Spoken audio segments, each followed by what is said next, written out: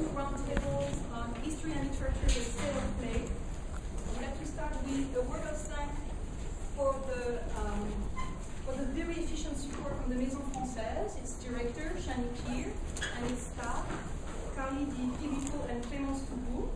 I also would like to thank all the colleagues who are here today, and especially Jonas Stonecker and Philip Watts, who have agreed to be both moderators and chairs of the roundtable. And last but not least, I would like to thank Pierre Force, who is the co-organizer of this event. I'd like to begin with a few words about the context of these discussions. Obviously today, we will evoke the many effects of the convergence between the academic disciplines of literature and history in the past 30 years. I'm not referring here to the turns that those disciplines are supposed to have taken with new historicism threatening close readings, that by the way are often taken to be synonymous with literary readings, or to the linguistic turn that many think has rendered obsolete the craft of the historian. Rather, we would like to reflect more broadly and maybe more deeply on the large continent that has formed out of the border country between literature and history, to use an old phrase by Raymond Williams. We all know that literature has been historicized, that it is now considered, that it is now considered as a social practice with contingent and fluctuating borders and definitions. But exactly how has this historicization concretely impacted the question asked by literary scholars? Inversely, while concepts and methods of literary studies have informed the way historians envision their work, how have these reflections shaped how their research questions are framed and carried out? A second element of context is the more recent attempt to invert this perspective on literature. What happens when historians look at literature not only as an object, but as the way of knowing the world, and among other things, knowing the world historically? This question was raised recently in the March 2010 issue of the journal Les Annales, entitled The Knowledge of Literature. We would like to explore it today, keeping in mind the potential risk of this use of literature in the singular, which seems to refer to a stable core of a universal human activity, to literature as an ahistorical production that in the end is no less problematic than the generic notion of a historical experience that seems to form the unpassable horizon of so much historical work. The third and last layer of context that is important for us today is the upcoming Masters in History and Literature that the French and History departments at Columbia will open in Paris at Reid, the Reid campus of Columbia, in the Paris campus of Columbia, in collaboration with the Ecole Normale Supérieure and the Ecole des Hautes Etudes en Sciences Sociales, starting in September 2011. We are convinced that the questions raised today and in this future masters are central to the formation of a new generation of students and scholars in a context in which the relevance of both history and literary studies is questioned once again. All the colleagues present today, and a few more, are part of the team that put together this master's and will make it work in Paris. Anna Pilleux-Heuber, Dina Ribar, who is a very important voice in this, on these questions, had to cancel her trip at the last minute because of the personal emergency. So thank you for being here, for engaging in these conversations today, and for your future contributions. And without further delay, I give the floor to our first roundtable that will be moderated by Jonas Stonecker. Thank you.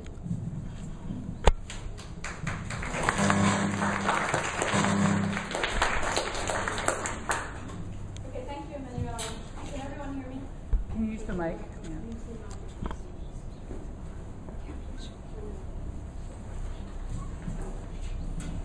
Okay.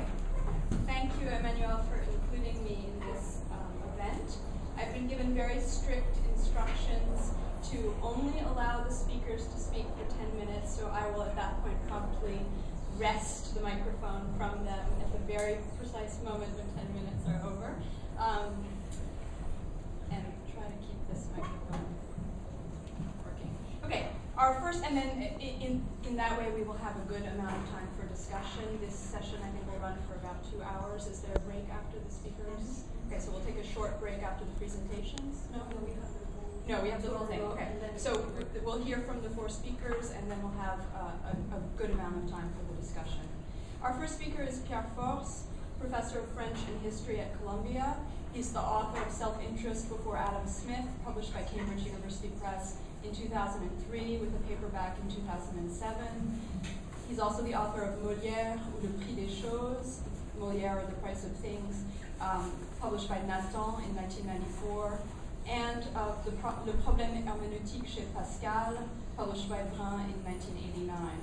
In 2009, he won a Guggenheim Fellowship for his current project on novelty claims in early modern French literature and science. Thank you, Joanna. I would like to talk to you briefly about an article I have just finished on Pierre Hadot and his method in intellectual history. Now,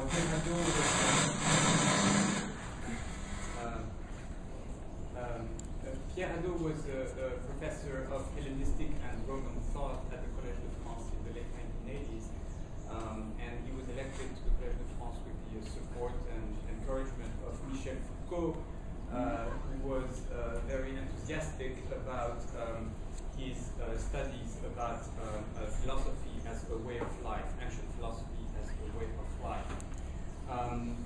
And Hadot has become recently famous for this concept. Now, the article I just finished discusses something different, which is a number of theoretical and methodological reflections that Hadot made over the course of his life, which he never systematized, but which I think are very interesting and especially pertinent for our purpose today. Now, Hadot was a specialist of ancient philosophy. He was a philologist. He's a historian of ideas. But he sought a philosophical foundation for his activity as a philologist and a historian of ideas. And he found that philosophical foundation in his reading of Wittgenstein. And indeed, Hadot was one of Wittgenstein's earliest French readers. He discovered Wittgenstein in the mid-1950s, when no one in France had read this philosopher. He was not translated until the early 60s. And Hadot says somewhere that he was very much taken by one sentence, the somewhat cryptic sentence in Wittgenstein. That is, and that sentence from the philosophical investigations is the following: understanding a sentence is like understanding a theme in music. So understanding a sentence is like understanding a musical theme. So in the article, I tried to unpack this cryptic sentence by Wittgenstein and tried to explain what it meant for Hadot. And I'm going to read just 3 pages from the article in which I focus on this aspect. So Hadot credits Wittgenstein for showing him that the primary function of language is not to name objects or designate thoughts. Wittgenstein illustrates this point by describing the way one speaks of a musical theme. On the one hand, words seem unable to convey what a particular musical theme is about. I quote from Wittgenstein: "I would like to say, because I know what it's all about. But what is it all about? I should not be able to say." On the other hand, using words to describe a musical theme is in fact possible. For instance, one may make comparisons with something else which has the same rhythm, or say things like Don't you see, this is as if a conclusion were being drawn, or this is as it were a parenthesis. Wittgenstein's use of a musical example supports his polemical stance against a mentalist conception of language that associates words and sentences with inner images or feelings, and assumes that understanding a sentence means having access to these inner images or feelings. If one assumes the reality of those inner images or feelings, it should be possible to describe them in different ways and still designate the same images or feelings. Yet for Wittgenstein, the opposite is true. Understanding a musical theme means understanding something that only this particular musical theme says. This is generally accepted in the case of music because it is usually assumed that music does not refer to anything else beyond itself. Wittgenstein's paradoxical point is that what is true of music is in a sense true of language in general. Now, in the lecture on aesthetics, Wittgenstein refers to the use of a phrase, "a man is musical." He notices that we do not use this phrase to designate someone who says, "ha," when the piece of music is being played. This would be tantamount to calling a dog musical because it wags its tail when music is being played. A man is musical when he is able to play the language game that consists in showing his appreciation of music. At first, it seems very difficult, if not impossible, to find words to describe what is unique about a particular piece. But experience shows that those who have a good aesthetic judgment manage to find the words and everything that works will do here, and actually agree with others who have equally good judgment that these words are indeed well chosen. The same analysis could be made of a game that would consist in describing the aroma of coffee or the flavor of wine, etc. This neither proves nor requires the existence of something beyond the words themselves that would make the agreement possible. It simply describes a language game that consists in agreeing or disagreeing about the characterization of a musical theme or a sentence. For Wittgenstein, however, the musical analogy captures only one aspect of what is going on in understanding a sentence. And I quote, "We speak of understanding a sentence in the sense in which it can be replaced by another which says the same, but also in the sense in which it cannot be replaced by another, any more than one musical theme can be replaced by another. In the one case, the thought in the sentence is something common to different sentences. In the other, something that is expressed only by these words in these positions, like understanding a poem. On the one hand, understanding a sentence means understanding what is unique about this sentence. On the other hand, it means understanding something that could be expressed in different ways. For Wittgenstein, these are not two separate and unrelated meanings of understanding. On the contrary, these kinds of use of understanding make up its meaning, make up my concept of understanding. This analysis of understanding is fundamentally important for Hadot because it captures the contradiction that is at the heart of historical understanding in general and intellectual history in particular. On the one hand, a historian who strives to say what is unique about a particular utterance will be very careful to avoid anachronistic interpretations. As a philosopher, Wittgenstein was not particularly interested in history, but Hadot sees his philosophy of language as supporting a strongly historicist stance. As Wittgenstein puts it, what belongs to a language game is a whole culture.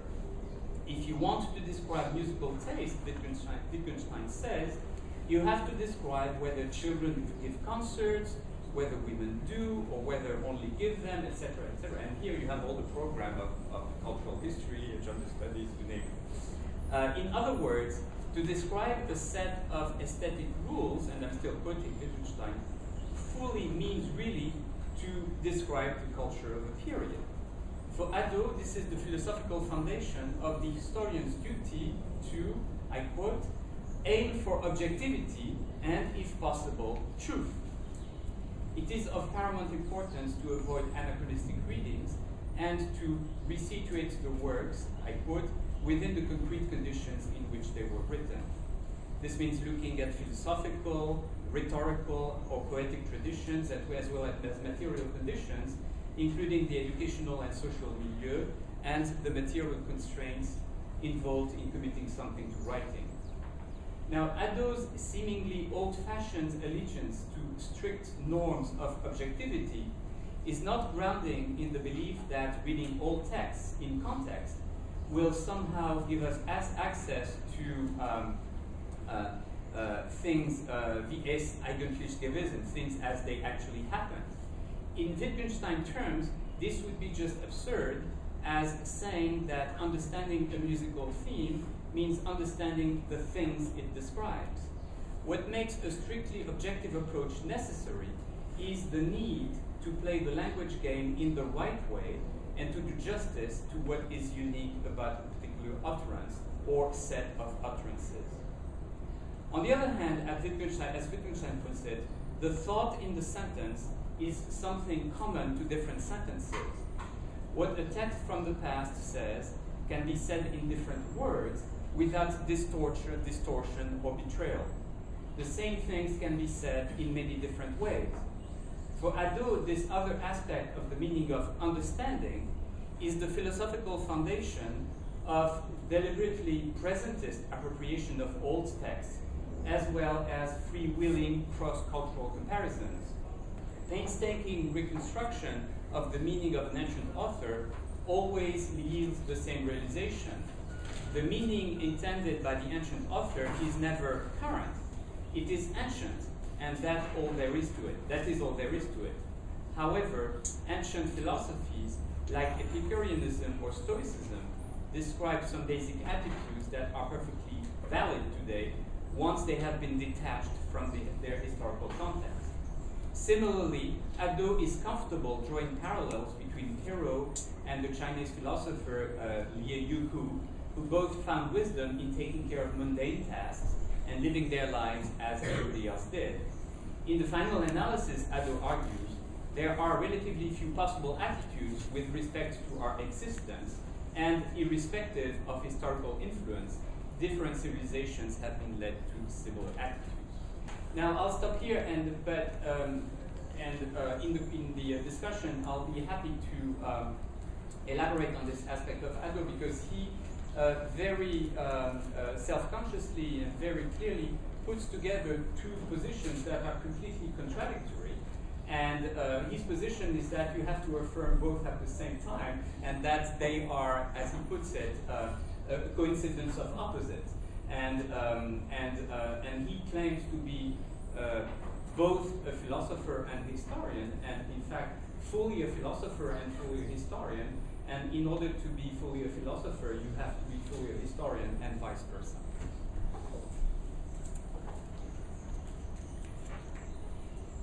Our next speaker will be Matthew Jones, who is Associate Professor of History here at Columbia.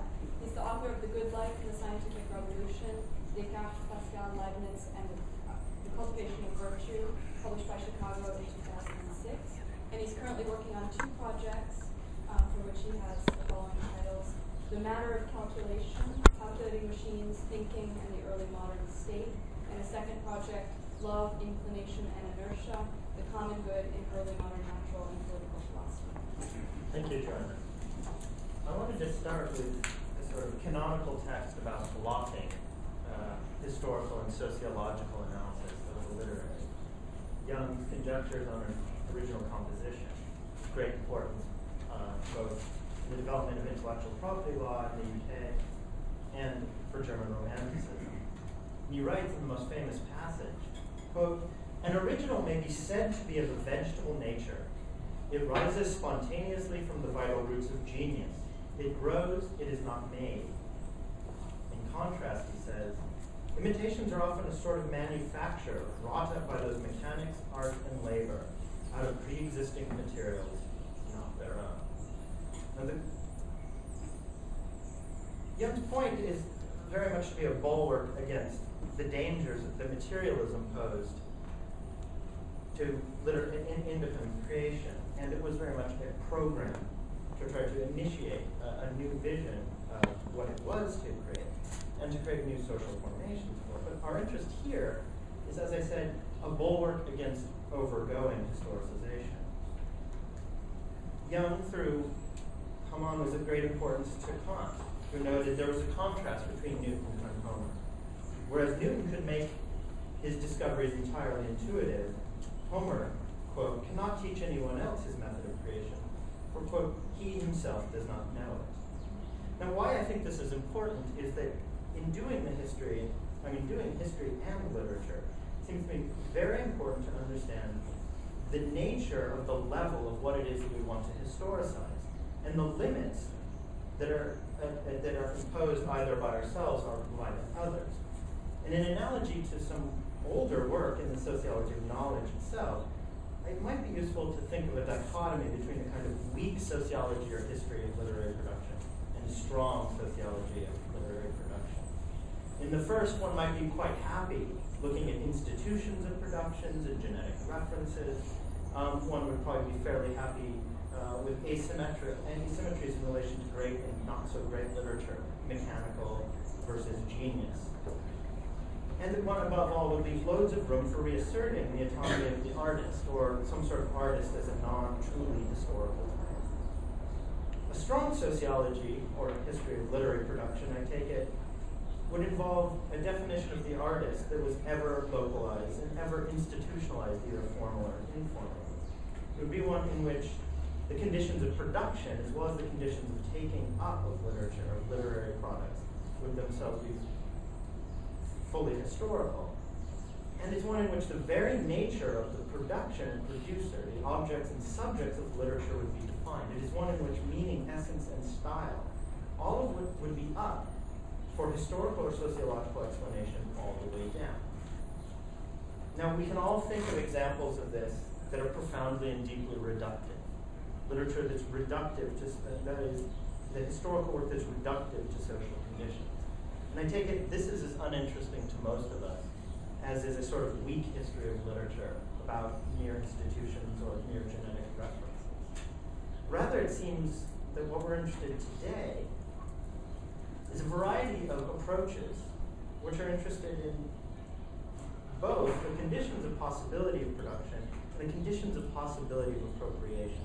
And I think that symmetry is central to the current history of literature. But why I say conditions of possibility, which is just an ugly way of saying, what we're interested in is the historically specific conditions that make kinds of production possible and kinds of taking up possible.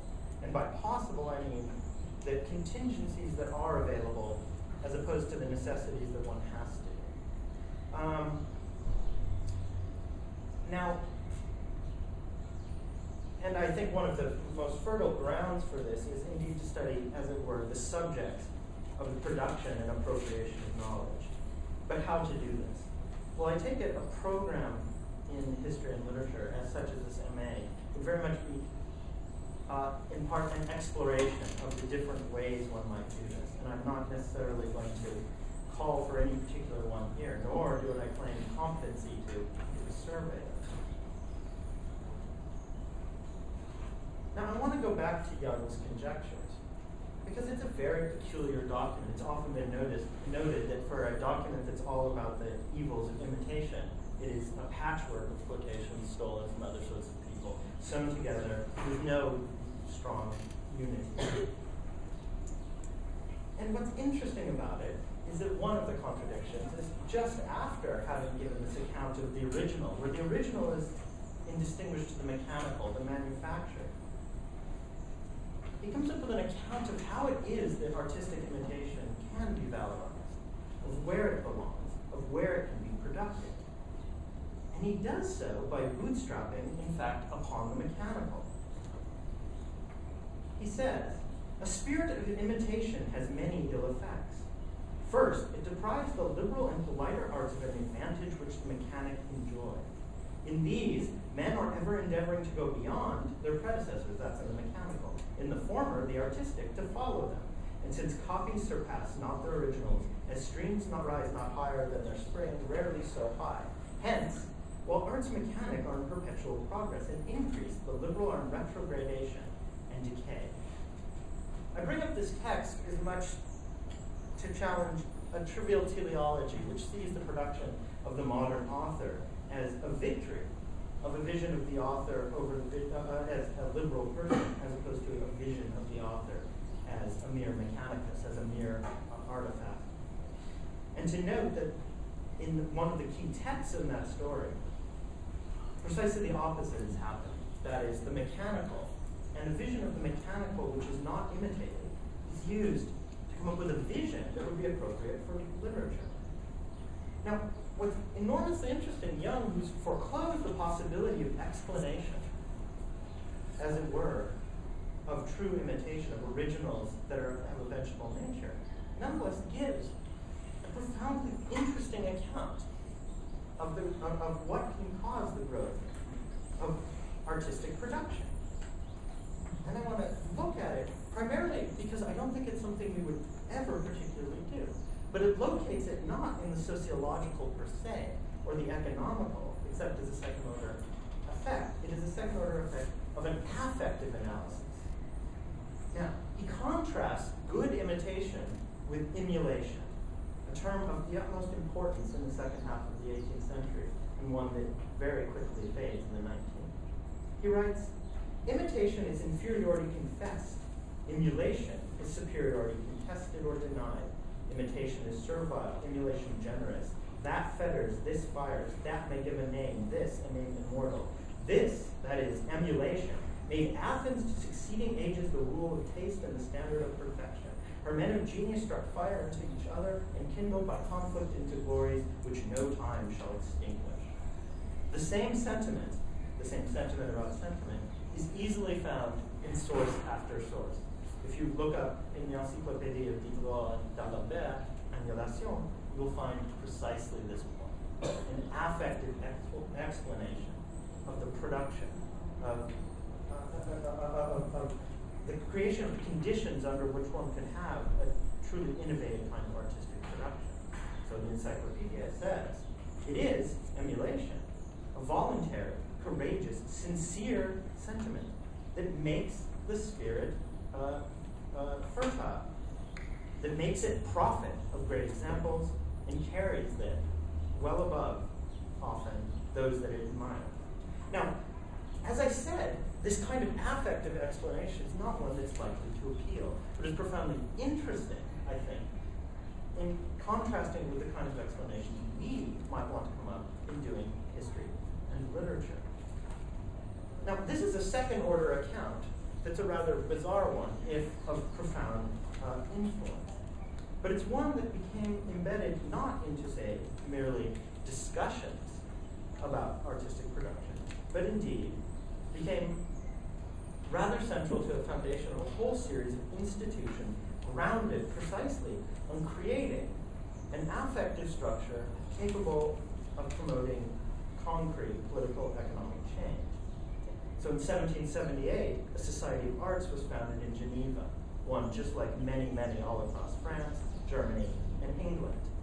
The goal was nothing less, they said, than to excite, by the way of emulation, the mind of artists to observations and discoveries, to bring in every genre of industry, to favor useful establishments, and to sustain and support imitation, our industry. This foundation ended up being absolutely crucial for Geneva's dominance in clockmaking in the 19th century. Now, this account, and I'll end in just a sec, Young's account is interesting because it's a second order story that is clearly not a true one about understanding literary production in the 19th century. Yet it's a false yet true one. It's a way of understanding of the mid-18th century. And it's one that was more productive of truth than representative of it. It had concrete effects in the self-production of writers and the organization of state support. It was causally efficacious, but in a non-obvious and complex way. Now, I give you this story in large part to stress the non-triviality of our efforts in non-reduction, to challenge easy teleologies, and to set out some of the terms by which, or some of the things that we want to do in reconstructing conditions of possibility, both of production and appropriation, in the 18th century and then beyond. Our next speaker is Dorothea von Mucha, who's professor and chair of the Department of Germanic Languages and Literatures here at Columbia. She's the author of The Seduction of the Occult and The Rise of the Fantastic Tale, published by Stanford in 2003, and is the author of Virtue and the Veil of Illusion, Generic Innovation and Pedagogical Project in 18th Century Literature, published by Stanford in 1991. Her current project is on changing models of authorship and creativity in the arts and sciences during the long 18th century. And she has a recent piece from that project published in Representations in the summer 2010 issue on authority, authorship, and audience. Thank you. Can you hear me or should I? No. I should probably listen.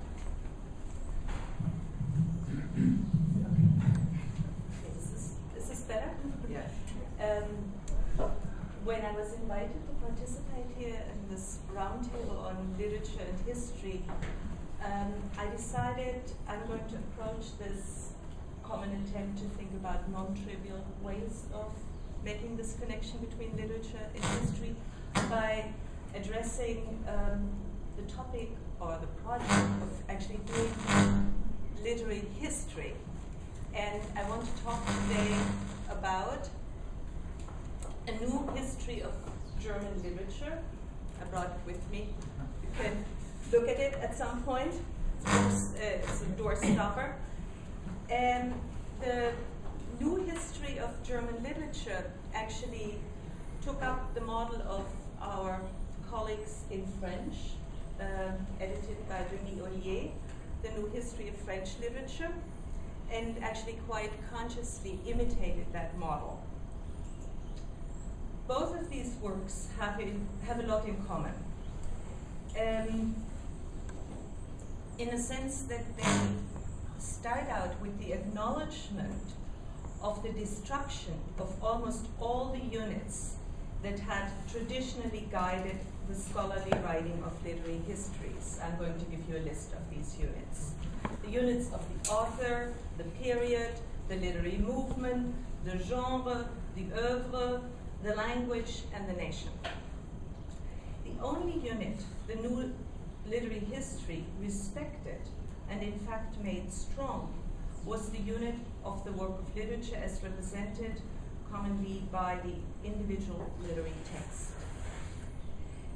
Let me explain what I mean by that, by outlining the general design of the new history of German literature. The book contains about 100 essays, the majority of which is devoted to one literary text.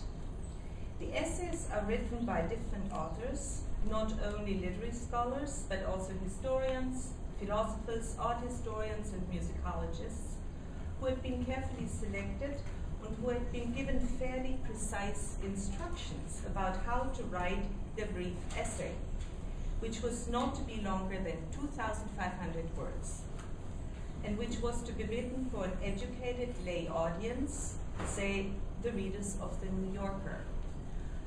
Traditional literary histories often have been written for literary historians and for students of literature. We aimed with this project at a more general audience. The subject of each essay, which our authors had been assigned, was in the most cases a specific work of literature which they had to discuss in an essay that was to bring out the particularity and relevance of that work for a general audience today. In that sense, the author of the essay had to construct enough of a historical context that allowed the reader to see the work as part of its time, but also as something special, noteworthy, innovative, and important enough to be included in a publication today. Moreover, although all was in English translation, the authors of these essays were encouraged to pay attention to stylistic, rhetorical, and poetic specifics, to allow for quotes in their essays that would make the literary text vivid to the reader and ideally incite the reader to seek out that text on her or his own and read it in its entirety. Of course, you might want to interject that the history of German literature encompasses many more than just 100 literary texts. This is true. However, if you take up any traditional literary history, you will find very, very little attention to any one particular literary text, and you will probably have to forget about citations from specific literary works entirely.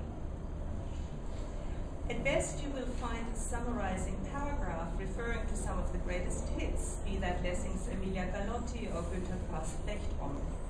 By contrast, the new literary history does indeed pay a lot of attention to individual literary texts, albeit to a limited number of approximately 100.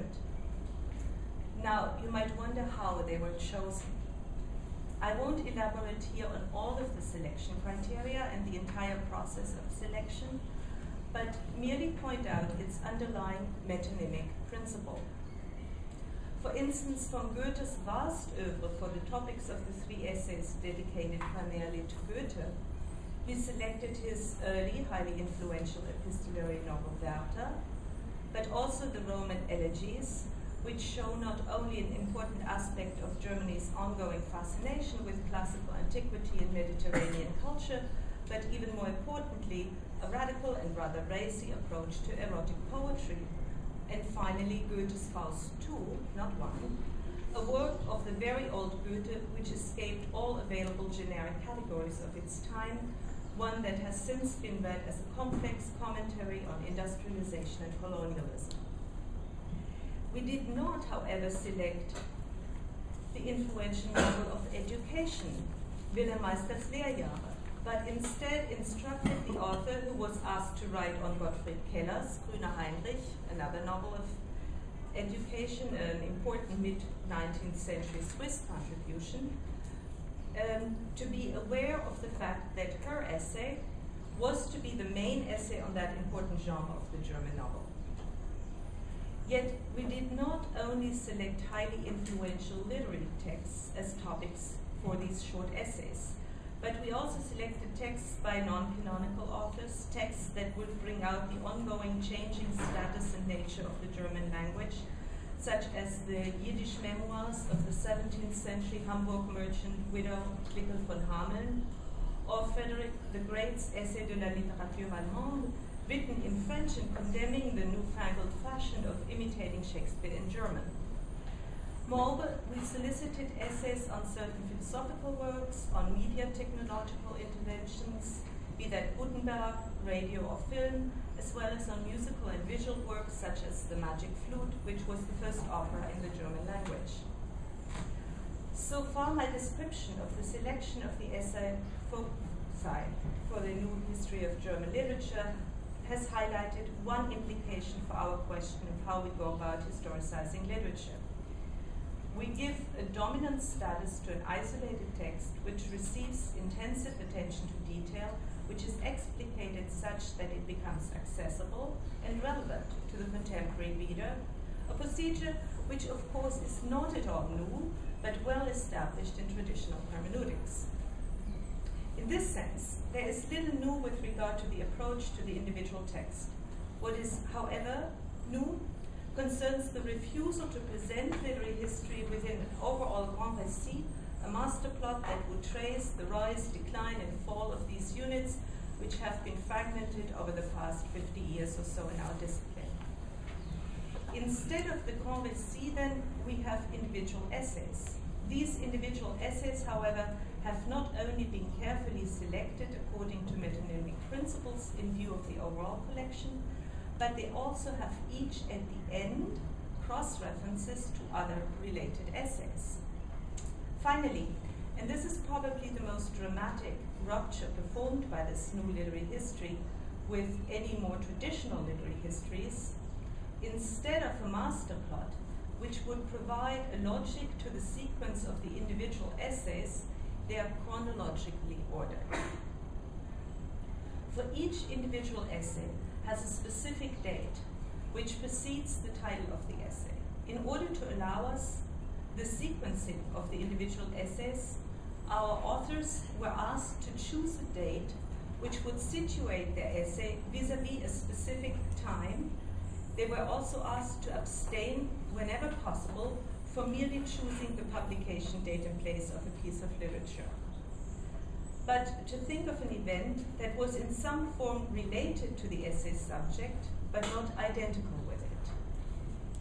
Here we have then an element of arbitrariness, even randomness, with a much earlier form of writing history, namely chronology. Let me conclude by giving you a few examples of these dates that were chosen. Our Columbia colleague Arthur Danto, who wrote the essay on Hegel's lectures on aesthetics, preceded his entry about the end of art with a date when Berlin saw the construction of the Royal Art Museum designed by Carl Friedrich Schinkel. For my essay on the popular late 16th century Faust book, I took as date the arrest of a medical student in Tübingen who had been accused of having signed a pact with the devil. Obviously, as I hope to make clear with these two examples, these historicizing moves do not at all aim at reducing the literary works to a historical background, not even to explain the work in view of this or that event.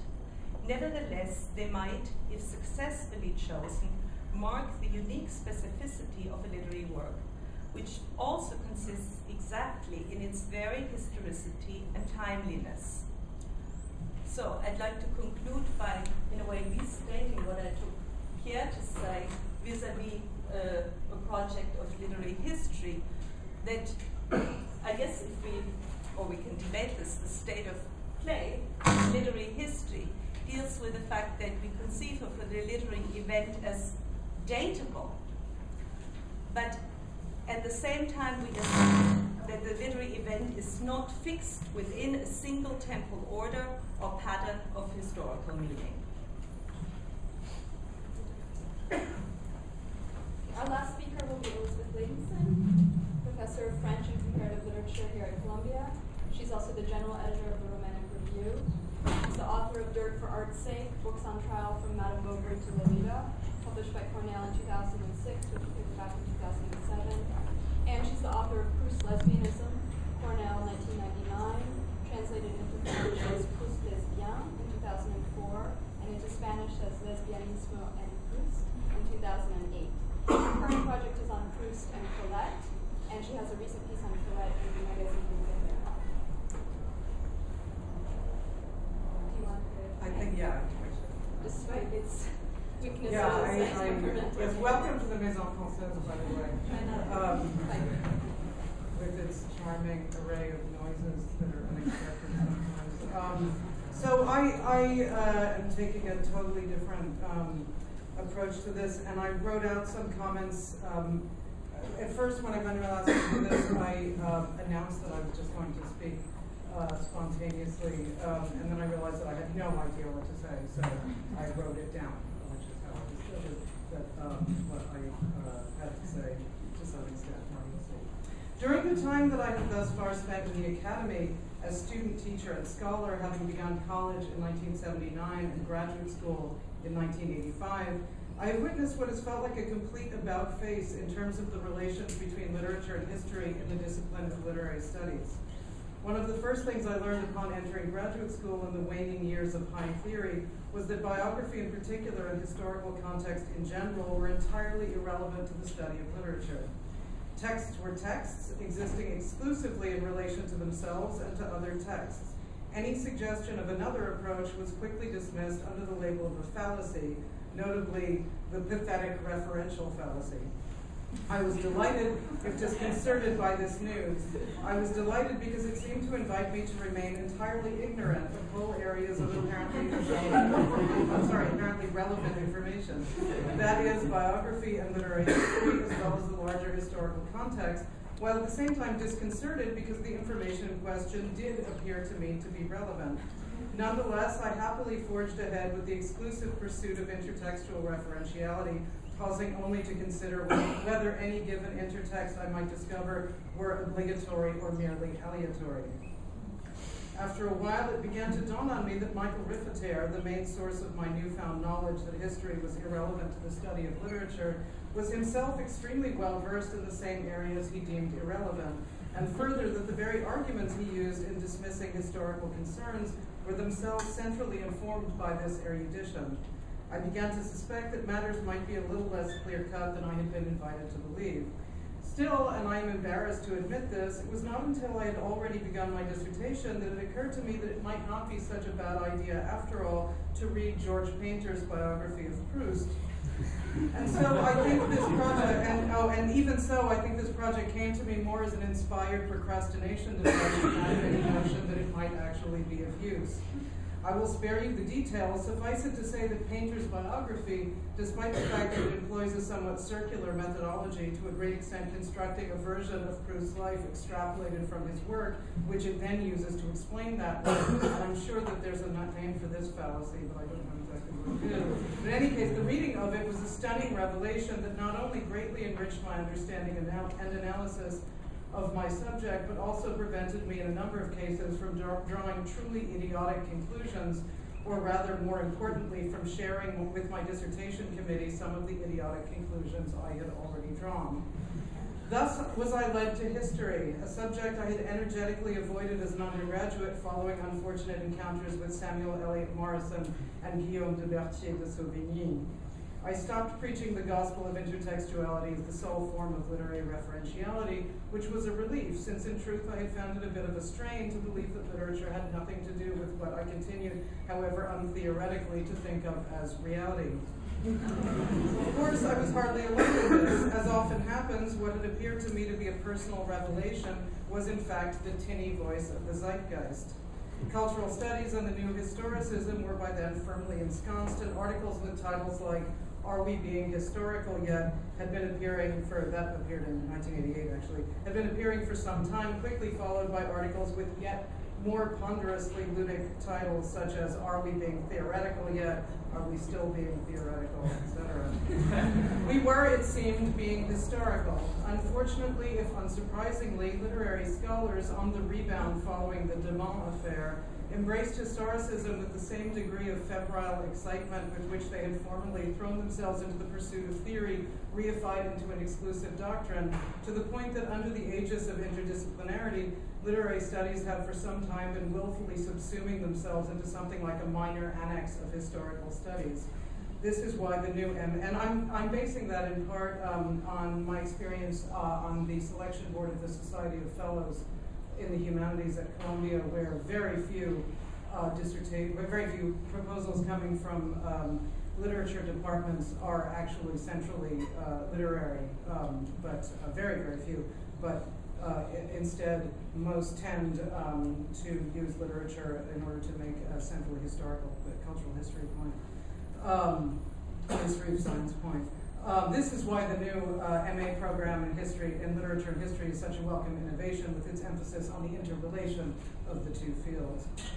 My own experiences in trying to negotiate the waters between literature per se and history per se, to the extent that either truly exists per se, have been both illuminating and surprising, to me at least, and so I propose to conclude by saying a few words about how I came to write my second book, which was on literary censorship trials. And I had no idea that this excursion into the realm of history was going to be, well, it's going to be the way it was. I had for some time, in a vague way, been intrigued by the number of now classic works that had been suppressed or occasioned obscenity trials, Madame Bovary and Les Fleurs du Mal, obviously, also Ulysses, Lady Chatterley's Lover, and Lolita, among others.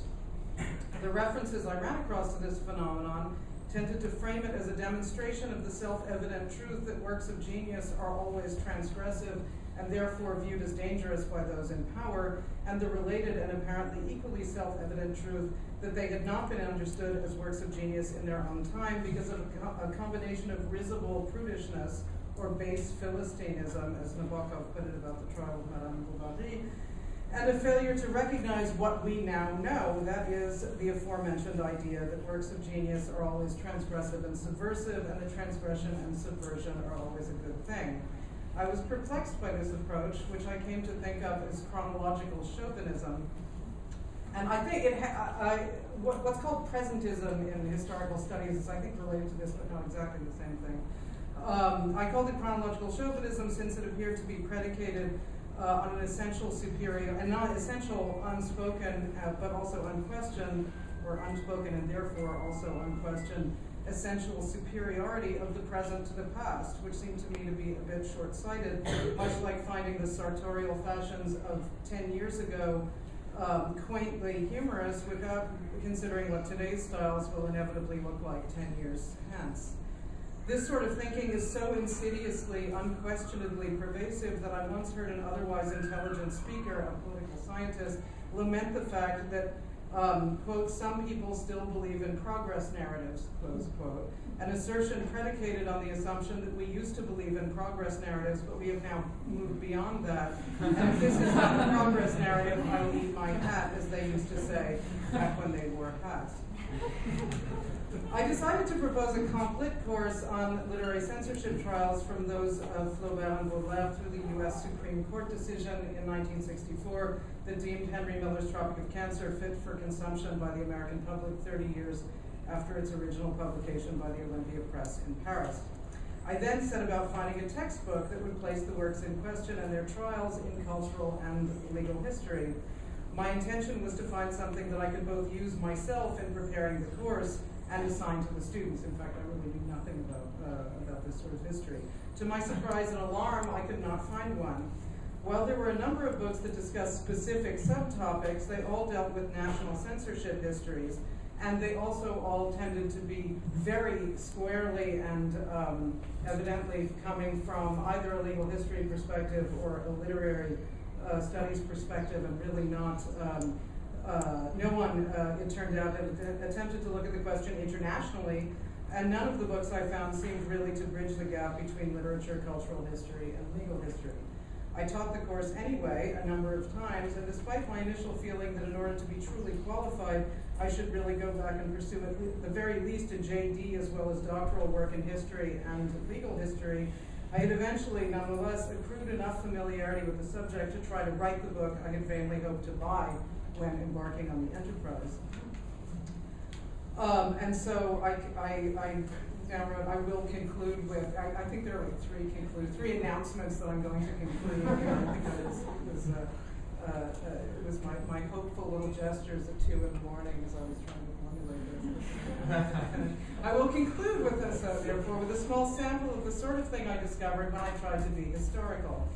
What most surprised me when I started to write the Flaubert chapter, which was, I had to write, there's a historical overview, prologue, and then the Flaubert chapter is the first chapter, because it starts in 1857, which is the start of the modern censorship trial, was that the first cut the editors of the Revue de Paris insisted on before they began publishing Madame Bovary in serial form in 1856 was the morceau de veau cuit au four that poor Charles's mother sends him weekly when he is a medical student in Rouen.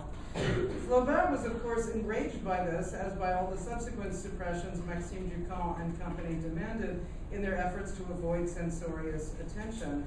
But the other cuts, the notorious fiacre scene, the suppression of which was to bring about precisely the outcome they wished to avoid, for instance, are understandable because, for the most part, they concern sex. I mean, they're understandable to us because they concern sex. With this particular detail of censorship history, I felt confronted for the first time with the utter strangeness of the past. The roast veal seemed entirely anodyne and therefore incomprehensible as an object of opprobrium. Considered from a theoretical angle, it seemed to be a truly gratuitous detail, much more so, for example, than the barometer that Barthes strangely chooses to exemplify the gratuitous detail hallmark of realism in Un Coeur Simple. The Ville tells us nothing we do not already know about Charles's affective or social milieu. It does, however, affective or social milieu. It does, however, represent a first violation of the rules of Balzacian realism, according to which food figures exclusively in literature as a marker of either extravagance or penury. Before Flaubert, when characters sit down to a meal in French novels, it is almost always either lobsters washed down with champagne or miserable soup made from half a turnip scavenged from the gutter, seasoned with an old bootlace. This is actually not true of Dickens, but it does. But other than Dickens, it does in general hold true as well of English 19th century novels, and to a great extent after Flaubert in French as well. After some further investigation, I began to understand that this was in fact not the only reason the editors had removed the morceau de veau cuit au four, which was restituted when the novel appeared in volume form after the trial in early 1857. It was not only gratuitous, but gratuitously corporeal without being sexy, and thus, I finally realized, belonged to the category of matérialisme, so despised and derided by the likes of Barbé d'Aurevilly, a writer whose ferocious criticism of Flaubert and later Zola I had previously mistaken as pure hypocrisy, coming from the author of a scandalous short story collection that included such memorable scenes as a man who seals his lover's nether regions with sealing wax in a jealous rage. Sex turned out not to be always the ultimate transgressive subject in the 19th century, as we tend to assume. So I'm going to stop there before you start wrestling the microphone away from me. And I just want to end by saying that that although I'm very glad that literature is now free to refer to things other than itself, I also think it would be really a shame if in our zeal to be historical, we were to throw what Riffeter used to call literariness out with the bathwater.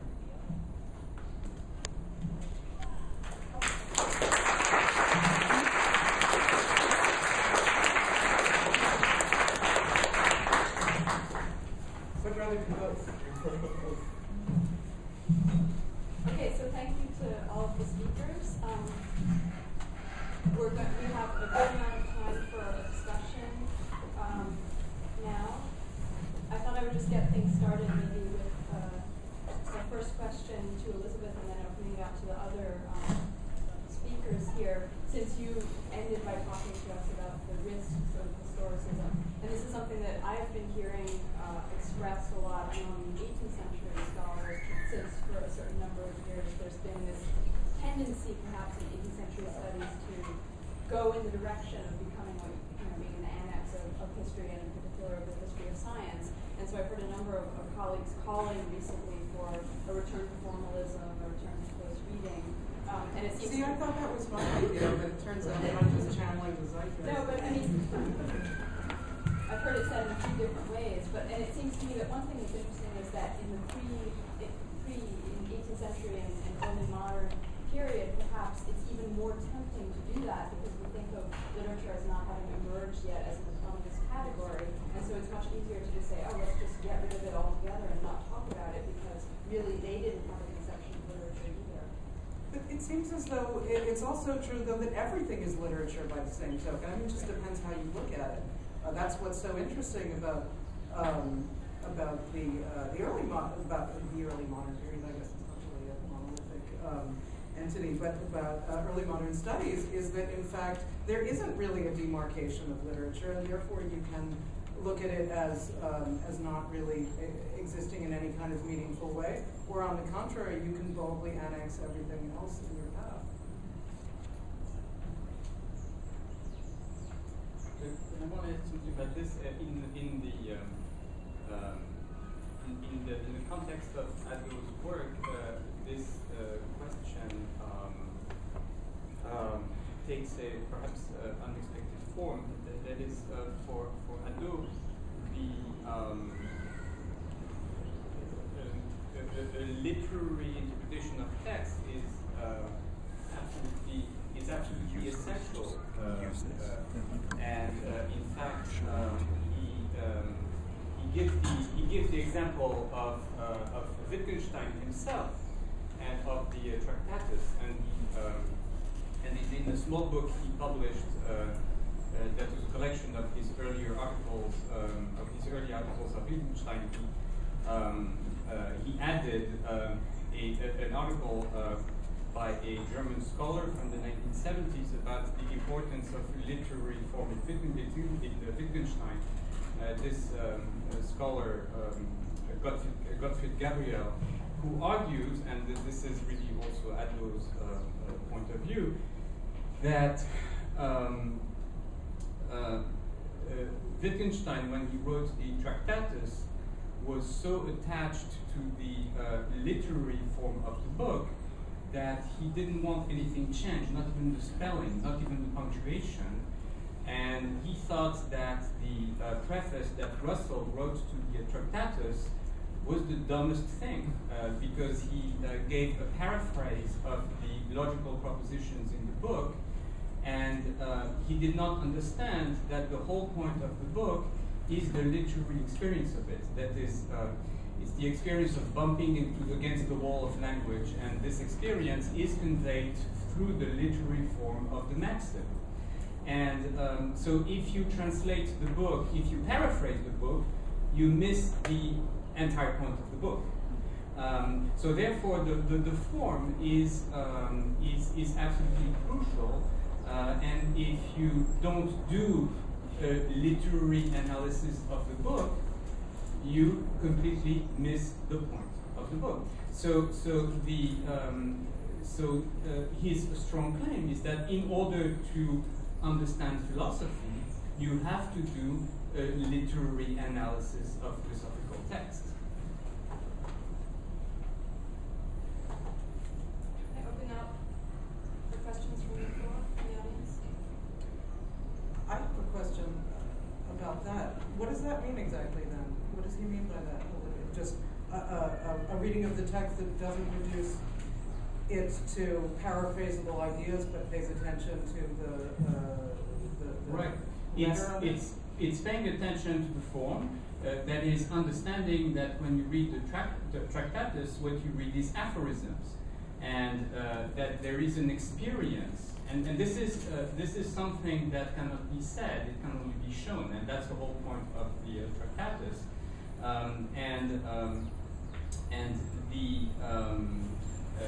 And doing an analysis of it, doing a literary analysis of it means showing that the book is made up of aphorisms, and that this is the way it is meant to be.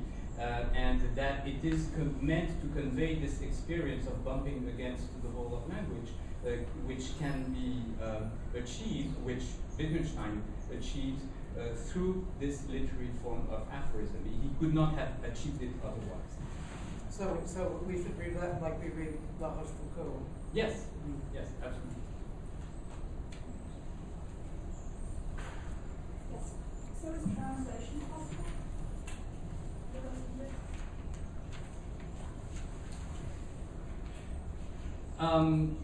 Well, yes, but the question is the reference to Wittgenstein is meant to show this ambiguity that is on the one hand a literary and for him literary and historical in that sense cannot be distinguished. On the one hand, you have to do justice to the sentence, to what is unique about the sentence. So it's like describing the aroma of coffee, and he goes very, very far in this in this direction. And to him, it's the same thing as being objective. And then there is the other aspect, which is paraphrase. And through paraphrase, you can appropriate in a presentist way whatever you read from the past.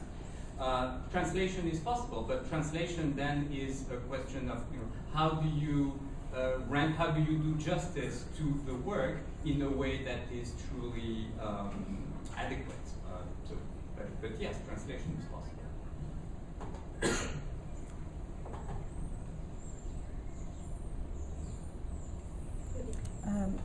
I just wanted to raise the question of the readership.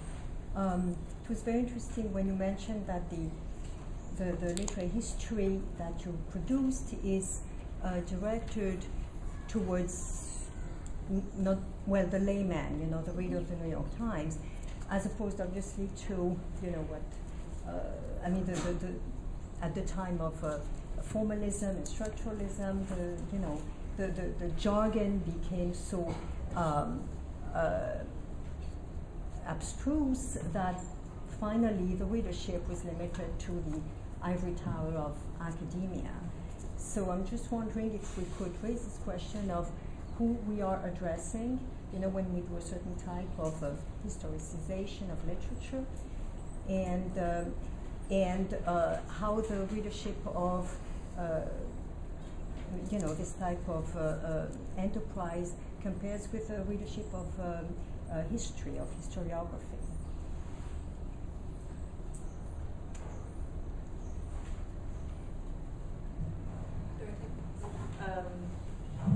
Well, it's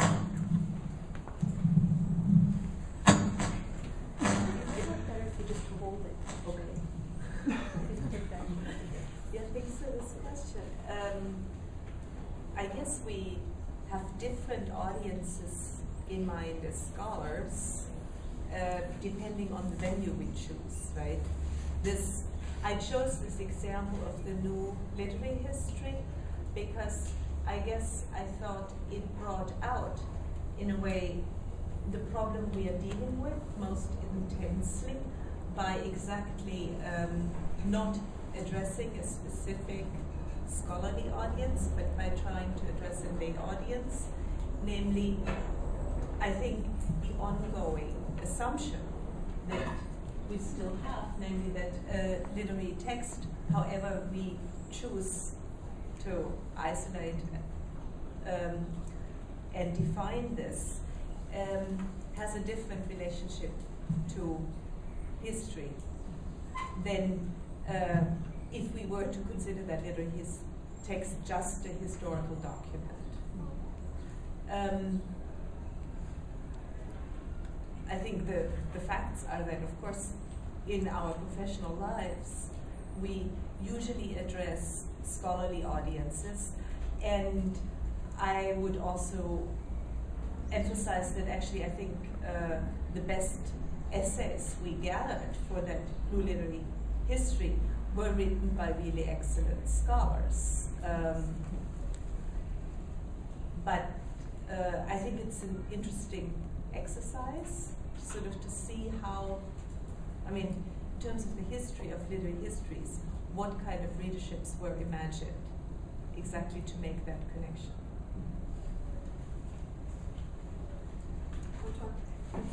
A couple of questions.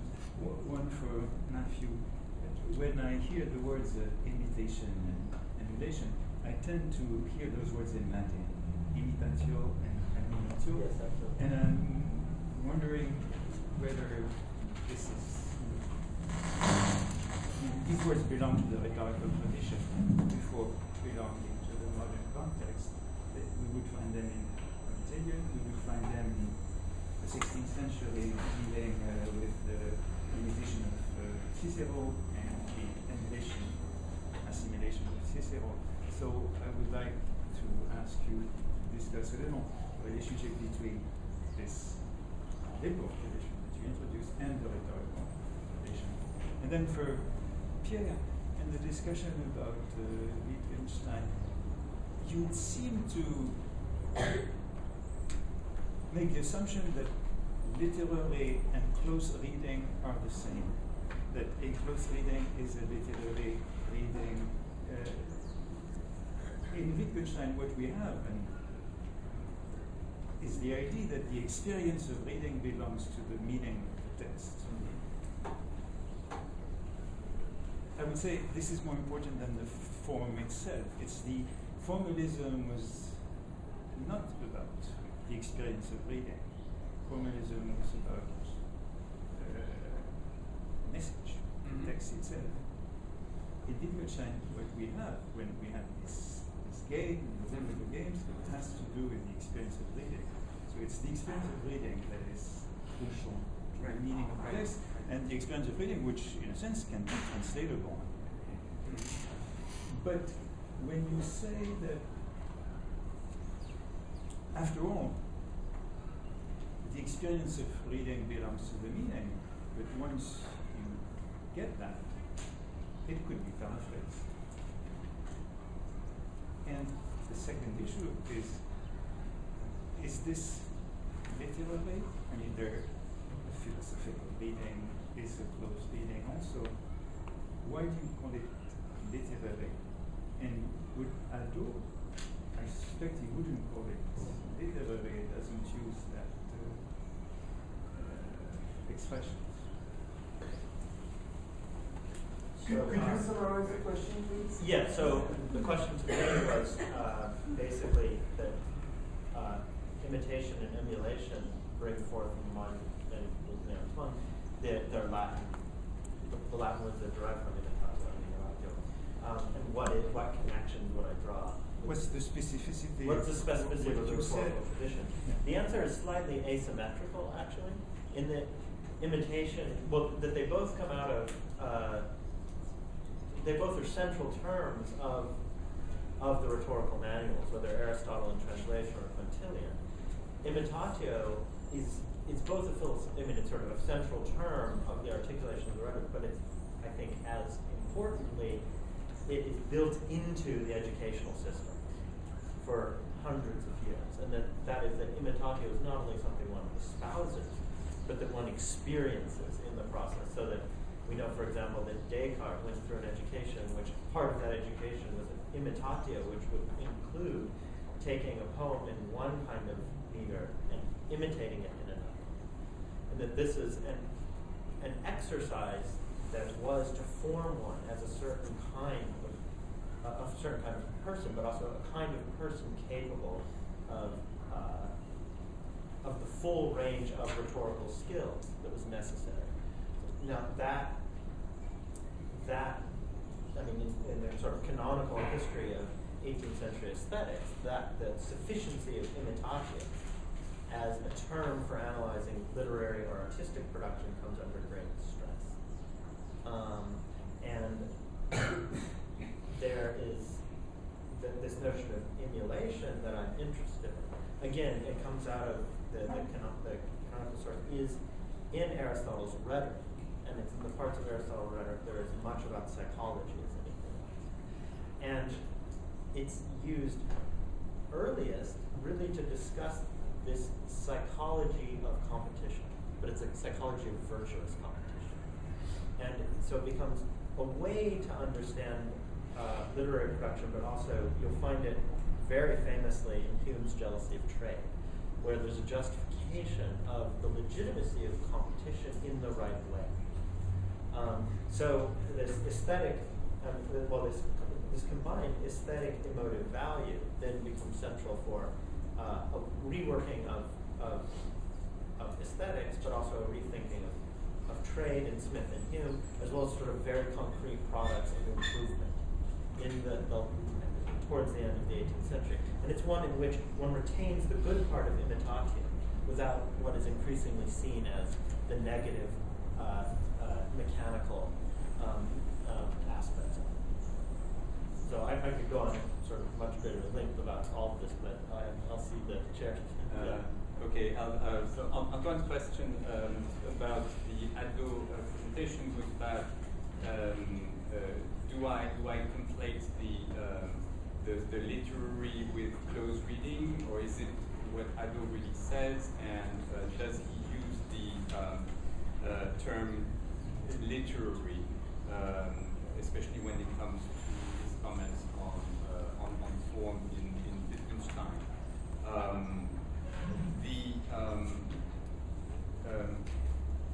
In his comments, when he added this article by Gottfried Gabriel to his collection of essays, he gave a little preface in which he says this is an article about the importance of the literary form at Wittgenstein. So he says it explicitly, and by literary form, he means the traditional categories of literary analysis, and in particular the genre. I mean, he's very big on that, and certainly he uses these traditional categories of literary analysis in his analysis of, particularly of ancient philosophical texts, and he always makes the same move when he deals, for instance, with texts from the Stoic tradition, and he says, in order to understand this text by Marcus Aurelius, you have to understand the genre it belongs to. In a particular genre, the text performs a certain effect, and for instance, in the Meditations, you would be tempted to read these meditations as confessional, as showing that he was depressed or something like that. But no, you have to understand that this belongs to the genre of spiritual exercises, and these are he is rehearsing techniques of Stoic meditation, and if you understand the genre these techniques belong to, then you will not read these words as confessional, etc., etc. But so yeah, it applies to philosophical texts as well. But he's not, I think, so much concerned with a distinction between philosophical texts and literary texts. I mean, he's interested in the effect these texts have on the reader, indeed. And he is interested. I mean, he does not theorize it so much, but he's interested in rhetoric and the history of rhetoric, and it's absolutely essential to his whole approach. And I've seen texts from the 60s in which, in a very precise way, he says we have lost. This is pre-Philology, and he says we have lost the understanding of what rhetoric was in antiquity. We have to retrieve this understanding. And so he was very aware of that, and then there was a rediscovery of the history of rhetoric, but he had thought about that very, very early on, and for him, so rhetorical would have been a better word. A better word, yes. Because literary is a modern word. It's a modern word, so yes. Yes. Yeah. Rhetorical reading would be. That's right. Other reading. So it's rhetorical reading. So it's reading a reading of the text. The notion of genres belongs to rhetoric. That's right. But it's a reading of the text insofar as it has a certain effect on the reader, insofar as it performs something on the reader, then that. Yes. I had another question for Professor Force. I kind of want to go back to this problem, or maybe paradox, of being fully a historian and fully a philosopher at the same time. And if when, I think you quote Adot as exhorting us to, he says we have to aim for objectivity, if not truth, or maybe those are your words. We have to aim for objectivity, right, if not right. truth, or better yet, truth. Mm-hmm. So it doesn't seem to me so obvious if he's fully inhabiting the role both as philosopher and historian. Is he making kind of an equal call in each of those roles for what he calls objectivity? In history, it seems a little more obvious to me that we aim for objectivity and hopefully truth. I'm not even sure what that means by that. But in philosophy, is there kind of an equal call for this objectivity, if not truth? Well, What's the role of that?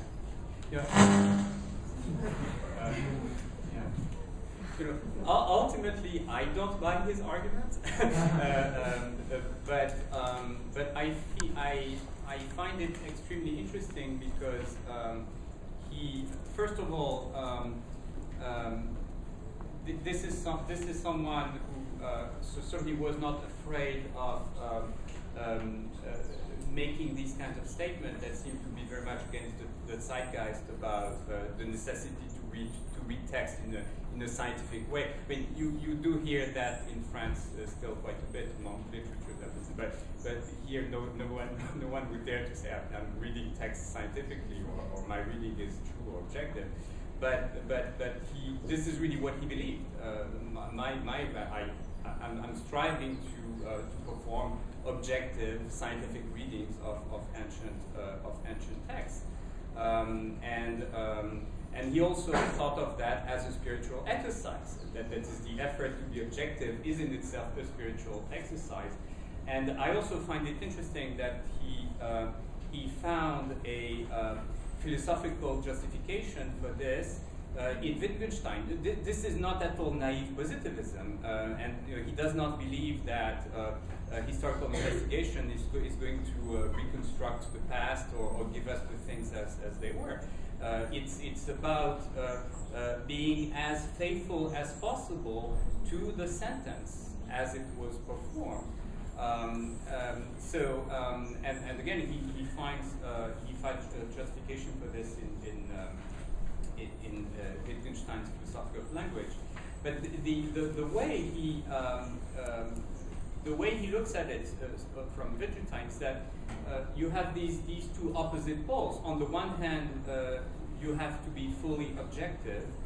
On the other hand, you have to allow yourself, and ultimately you have to appropriate these thoughts for yourself in a way that doesn't care about context at all, in a completely presentist fashion. And how these two things are connected is a sort of a mystery, but for him it is a sort of a crucial mystery, and he talks about it in quasi-mystical terms. He talks about coincidentia oppositorum. This is an allusion to Heraclitus, to the pre-Socratics, and to some sort of mystics who thought of reality being the coincidence of opposites. So he has this whole aspect to his philosophy that's esoteric, enthusiastic, and so quite extraordinary. But it's sort of difficult to get into that. But that's how he sees it. Personally, and perhaps less interestingly, but I would buy a sort of a classic hermeneutic argument, Gadamer style, that when you read a text from the past, the reading historically is really experiencing the transformation that the concepts are from the past. It's really experiencing the transformations that the concepts from the past undergo as we try to think in them. So it's this dialogue between past and present, and this constant back and forth and transformation. So somewhere between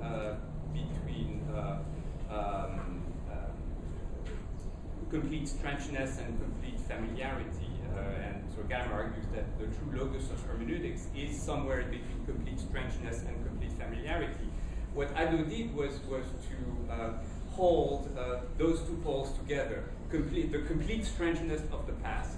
The past is radically strange.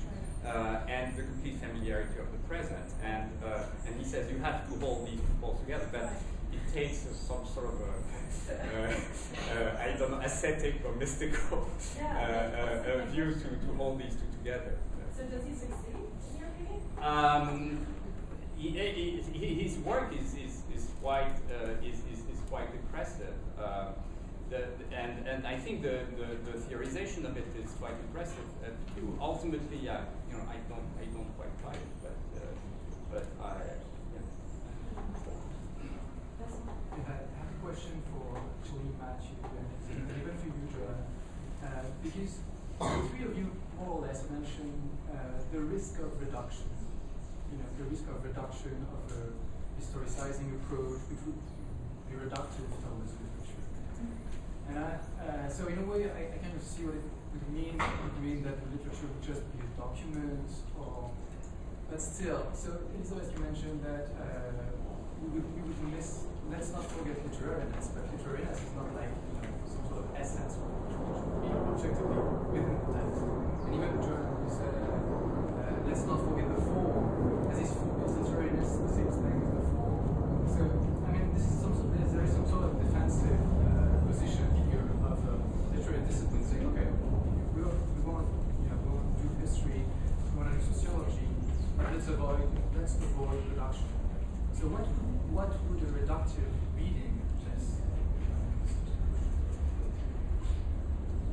What I meant, I mean, I can tell you very specifically what I meant was that it seems to me that there's the aesthetic dimension that literature, qua literature, is not what people are, is very, very often not what people are studying.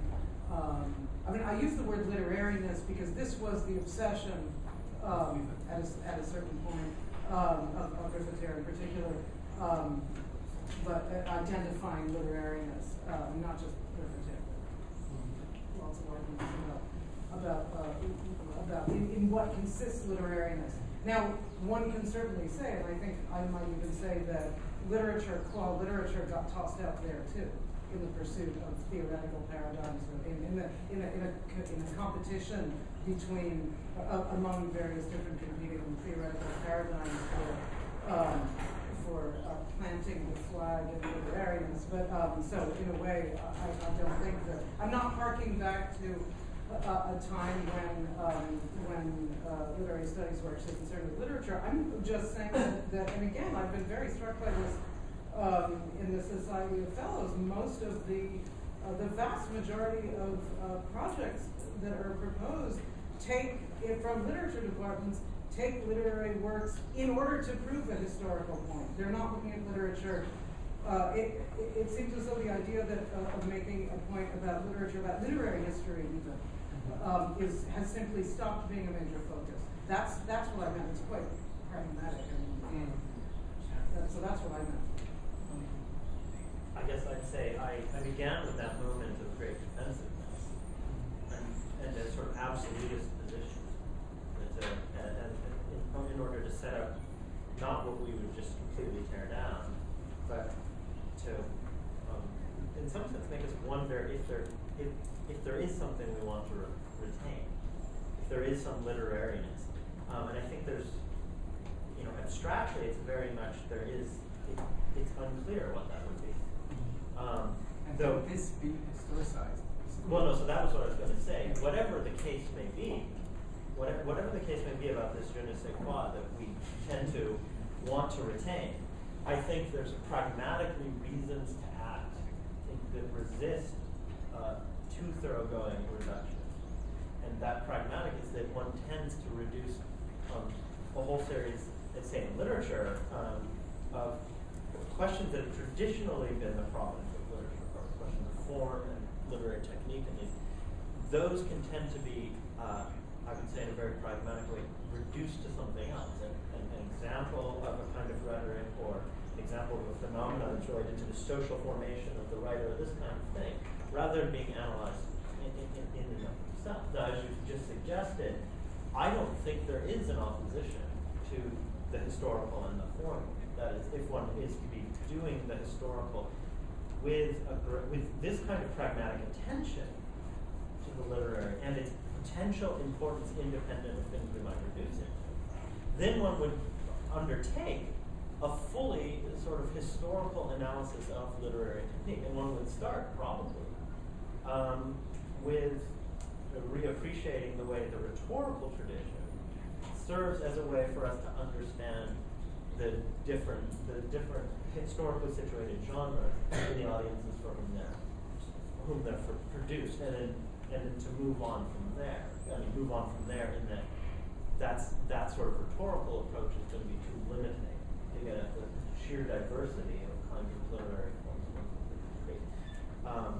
My last point on this is, but when once has done that, I wanted to articulate this in terms of conditions of possibility to allow for that possibility that there is some sort of je ne sais quoi that we might be interested in. Now, I'm not saying that one ought to, but that one might pragmatically, as a historian, want to act.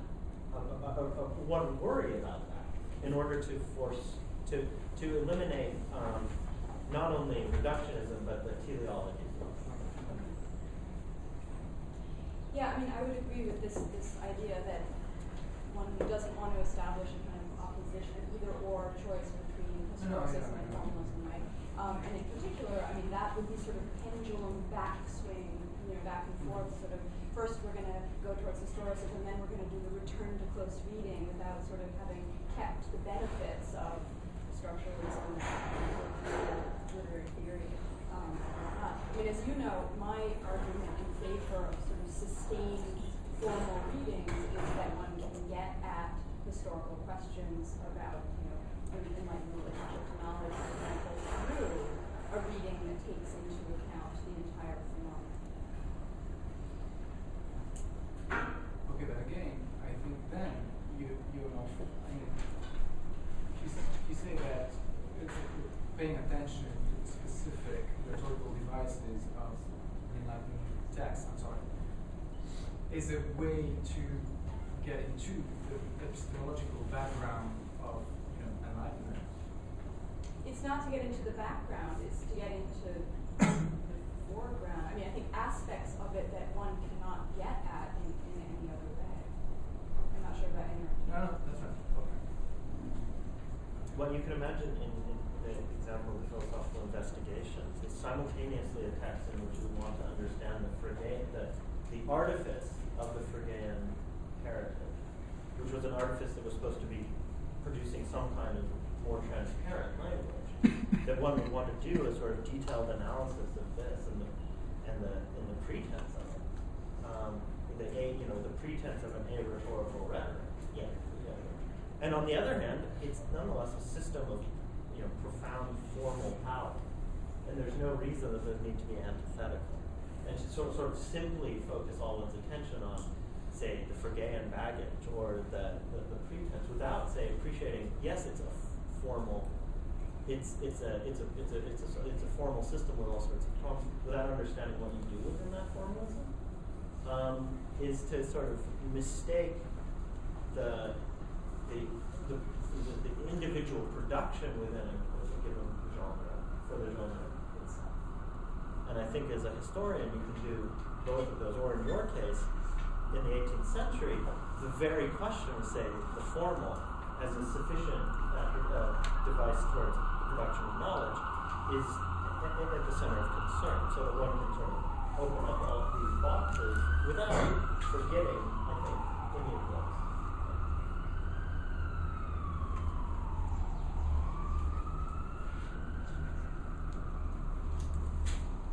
I have a question about chronology for Dorothea that picks up on something that Elizabeth mentioned and perhaps gets back to the issue of audience, who this type of literary history is directed to. I mean, when you start playing around with chronology in some of the ways that you described, not giving the publication date, but choosing an event that somehow has an interesting relationship with that work, not necessarily using major historical events as the dating that is going to be the basis for the chronology, that has a very different effect on a readership who know some of the major dates in the history of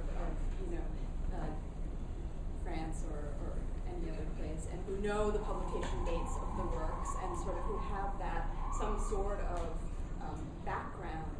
I mean, as Elizabeth was saying, Rifater could dispense with biography and historical context because he knew it, and I think this was true of other figures such as Derrida. So when we're, when you're learning a foreign language in the United States and you don't necessarily have all of that background, what is the impact of sort of these kind of shifts in the very interesting sort of chronological experiment that an anthology of this kind does? Do you think it depends on people knowing some other basic dates, or that it functions in another way? Well, I mean, it's in a way it's a chimera, and it was in a way an experiment that is more or less successful in these aspects, since it's written by many different authors, and there is actually quite a lot of explication happening in the individual essays, since these are directed at a general lay audience.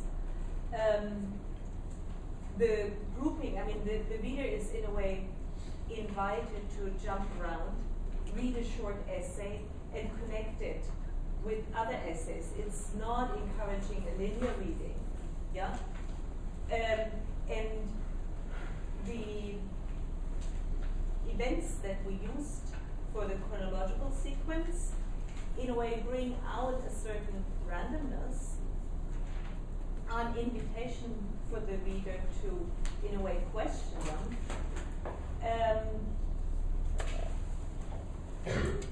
And then it's, in a way, up to the reader to recompose. And I think what is good about it is that it can be very enabling for a reader, or it can excite curiosity, as the whole project was really to get readers to invite them to seek out the actual text and read it in its entirety. Instead of providing a kind of quick overall grand narrative summary. I would also say that in a way a lot of what is assumed as necessary background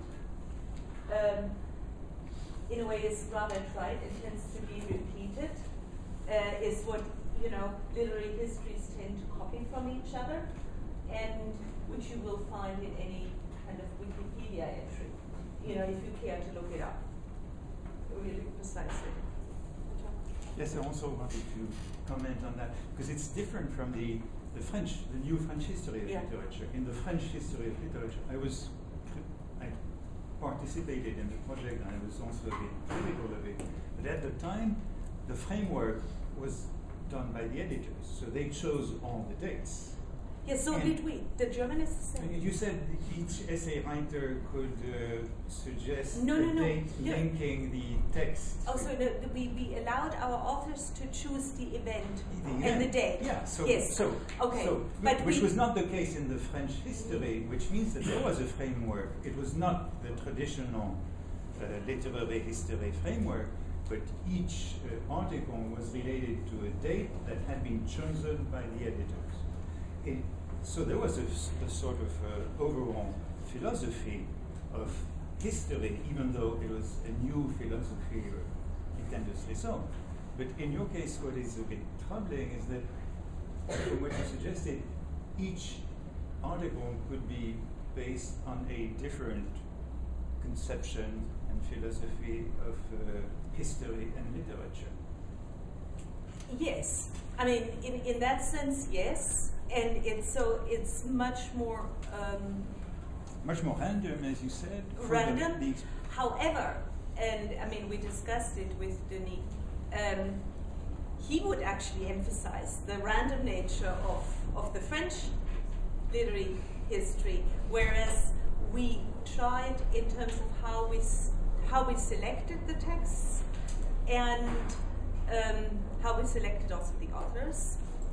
Bring in some bigger, not necessarily narratives, but pay attention particularly to the multiple aspects of the history of the German language, or the question how much that informs German literature, the question of mediality, and the question of memory and history and tradition. We invited, as we had selected the authors and the topics, we invited some of them to pay particular attention to these. So there was not an attempt to, in a way, impose philosophy of history, but to encourage common foci beyond the individual interpretation or introduction or whatever. Of course, now someone should do a literary reading of your history, literary in the sense that Pierre was using, in order to paraphrase the narrative, the hidden narrative here under history. Question in the back. Yes, I also have a question for Kia. What do you think is the... Can you speak up a little bit? Yes, what do you think is the place of very old-fashioned kind of histories of literature in what you've been describing? Because my feeling is that I think that New History of German Literature is a great book.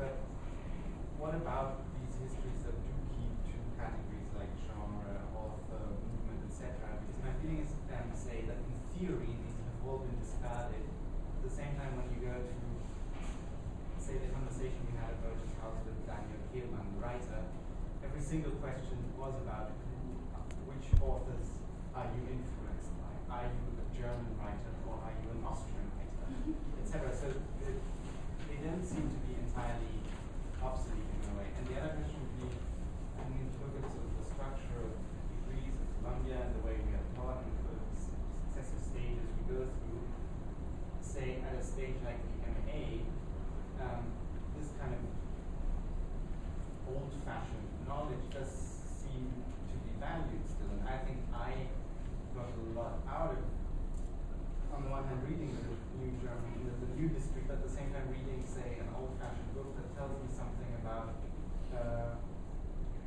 what is the Bildungsroman. And these are also questions that do come up in the actual exams, so there does seem to be I mean, you know, what describes the development of realism, or like literally what is the Bildungsroman? So could you say one word? Well, I mean, in a way, you are answering your own question by describing the place of the more traditional literary history as right now it's very much part of the curricula of students of literature. And, you know, we try to put it actually earlier in the curriculum, you know, before the MA, in order to encourage students, in a way, to get beyond it. But, you know, I really doubt that, say, beyond students of literature, there is great interest in reading literary histories. You know, I think it's very much confined to a particular kind of academic institution, and within that to a kind of relatively narrow interest, or a sort of a transition. But don't people want to know what romanticism is?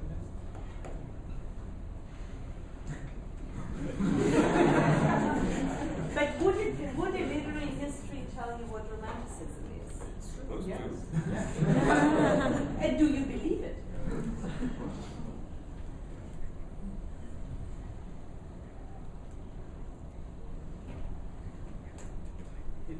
It's part of an interpretive tradition, so it's so in that sense it is a legitimate category. May I say something about that? Well, another thing that I was taught in graduate school was to have contempt for isms. But in fact, it turns out, eventually I realized that the authors we were studying and their critics were actually thinking in these categories, therefore they are germane, and it does help to know about them. So I would say that, yeah, those things are pretty useful.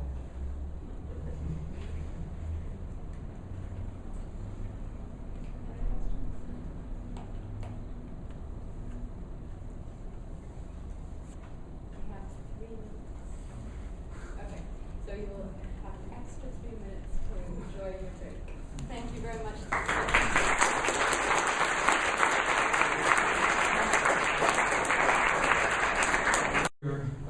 Today, the speakers will have about 10 minutes each for their comments, and then we'll open up for discussion among the speakers and with the audience.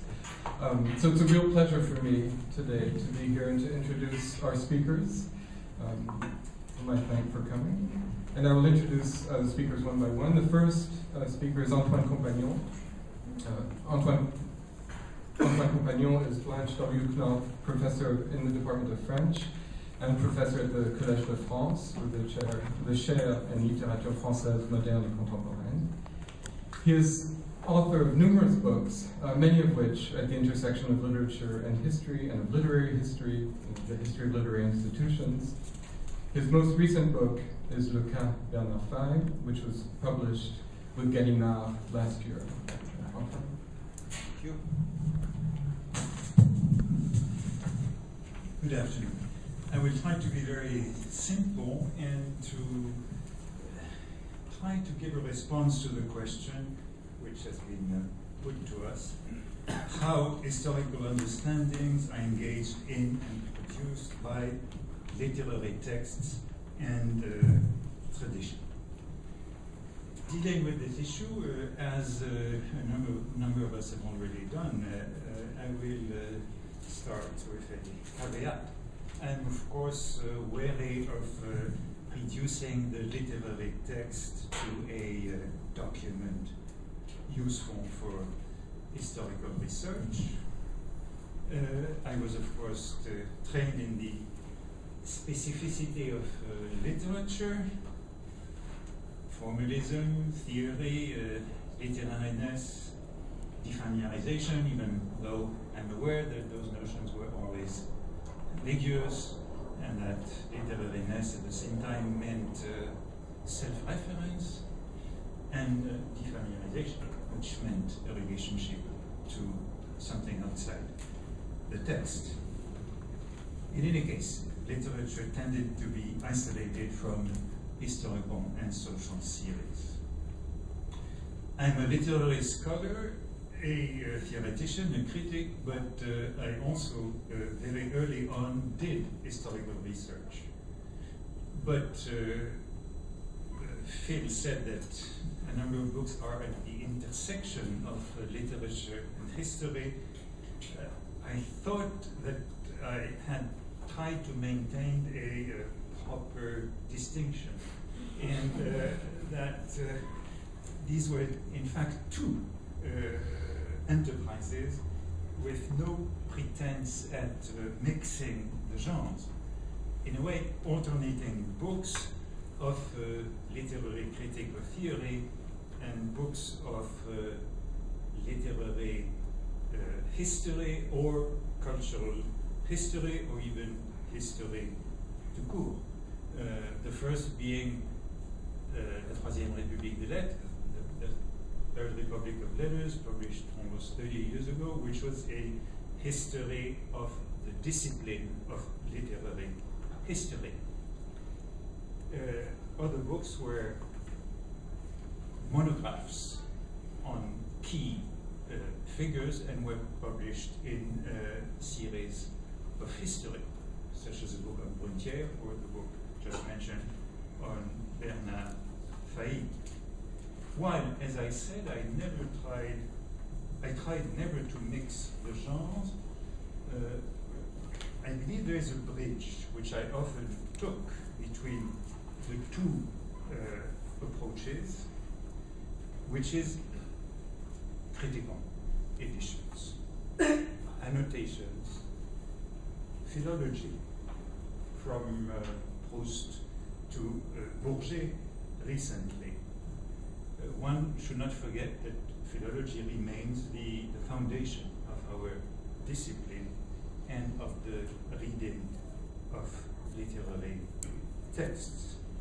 Let me, however, in these brief minutes, just give a couple of simple instances that I have encountered in my scholarly experience of more specific contributions of literature and, of course, literary scholarship to historical knowledge or understanding.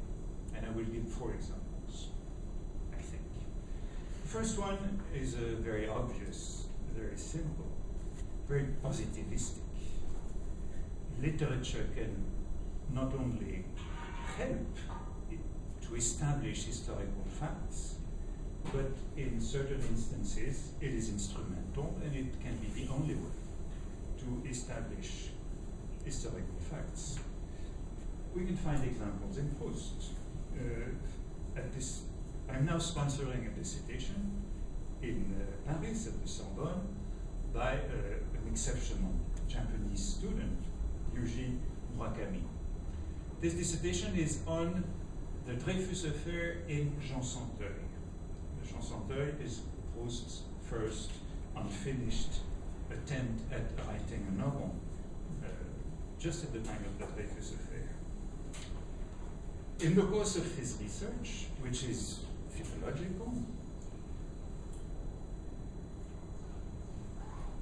this doctoral students checked a number of informations that he found in Proust, or tried to understand the complexity of allusions that are present in the literary text about Zola's trial, Picard's implication, and he was led to revise basic facts about the affair. Facts that had escaped the official histories of the Dreyfus affair, written by Joseph Renac, and repeated, imitated by everybody afterwards. He had to go back to the original sources, which is the press and the archives, to contradict the official history of some events, protagonists, and even dates of the Dreyfus affair. Historians will have to rewrite elements of the chronology of the Dreyfus affair based on this dissertation on Jean Santeuil. In fact, they have already done it, and this is why I won't be more specific about this case. 2 years ago at a conference, this poor, naive doctoral student presented some of his discoveries, and they ended up without attribution in a journal a few months later. So I want simply to remind you that a close reading of a novel or a poem can alter the best known historical events, the Dreyfus affair. We thought we all knew everything that had to be known about it. In that vein, I could cite many examples of, let's call it, oral history, lost to other sources, but surviving in literature, like Proustian reminiscences that are waiting to be released. Literature is a mine, a trove of memories. Second line of contribution of literature to historical understanding and knowledge. I will take it from a totally different angle, one which was alluded to earlier in the first session. I think that one should mention the extraordinary, exceptional role of the reception, the tradition, the transmission of literature in the writing of history.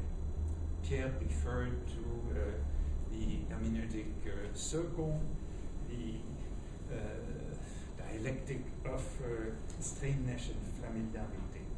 The reception of literature is one of the most effective entries into the history of mentalities.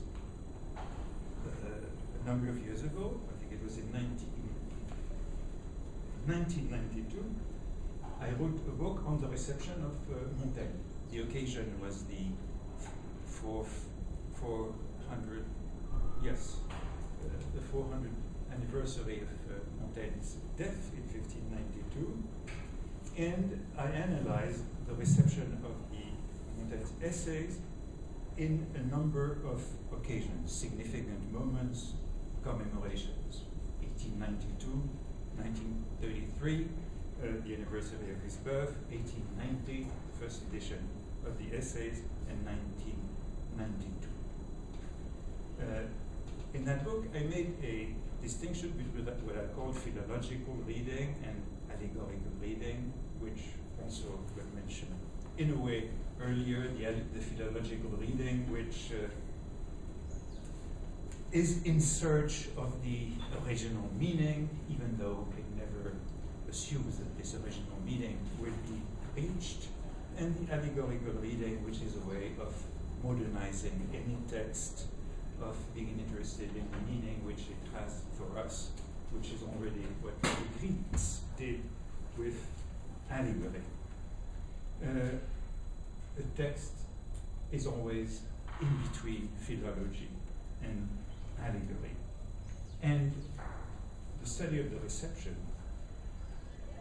in particular of such anniversaries as I was mentioning, is an extraordinary window into frames of interpretation, cultural contexts of reading. Literary traditions are highly informative of the evolution of mentalities. A third example, a third set of contributions of literature to historical inquiry deals precisely with representations of cultural history. Again, let me mention a couple of examples that originated in the critical editions of Hautes, to which I participated. For instance, I wrote a number of pieces on various aspects of anti-Semitism at the time of Proust that had not been dealt with at the time by historians, social historians, or cultural historians, such, for instance, as the presence of Jews in the new beach resorts of Normandy, Baalbek or Deauville, where a synagogue was built at the time of Proust. Since then, of course, this sort of topic has been taken up by social history, and there are articles on the Jews in Baalbek, or the Jews in other resorts. Deauville was an extension of the Beau Quartier of the west of Paris, the Plaine Monceau, where the Jewish bourgeoisie was moving. I do not imply that literature is the only source for such cultural or social history, but it is one that renders issues manifest, that makes one sensitive to them. This is the reason why historians of sensibility have turned to literature extensively and most effectively. I'm thinking of Alain Corbin's major books on prostitution, smell, noises, or recently Arlette Farge's book on voices, a book for which she, I don't remember, I didn't check, she could have referred to Proust and Esprit de Paris. Historians of sensibility, I think, love literature. I'm mentioning those two, and I love them. They have drawn on literature's particular sensibility as a privileged entry into new fields and objects of research that now, because of their love of literature, belong fully to the territory of the historian. But let me mention the fourth line briefly. Again, this is not literature, qua literature, but still, so to speak, literature as an entry into a new historical field. Literature as literature is language production, collective memory of language embedded in the text. In my mind, the most relevant contribution of literature to history has to do with its peculiar ear to language, with its sensibility to discourse. I remember writing, for instance, once an article on one adjective in Proust, Assyrian, the Assyrian profile of Le Roi Beaulieu. What did Proust mean by Assyrian profile? Trying to grasp that it opened a whole world of cultural representations, ideas, events, politics of the late 19th century. This leads us back to philology. Literature contributes to historical knowledge or understanding essentially through its sensibility to language and discourse. One word in a poem, novel, essay, one word in Montaigne, the word trust, for instance, will lead to a whole new understanding of an epoch. Literature is collective memory, the repository of oral history, which I would also call intertextuality. Intertextuality for me is not only literary but also cultural. Most of my work, if it has contributed to a better historical understanding or knowledge, has dealt with literature as cultural intertextuality. And I think this is where the contribution of literature is the most specific, productive, and effective.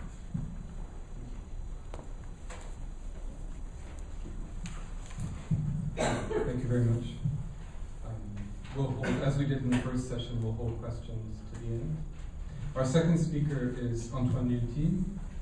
Antoine Lilti is maître de conférence at Ecole Normale Supérieure. He's the author of Le Monde des Salons, Sociabilité et Mondanité à Paris au XVIIIe siècle, published with Fayard in 2005. And he's currently director of the journal Annales, which is an important part of our discussion today.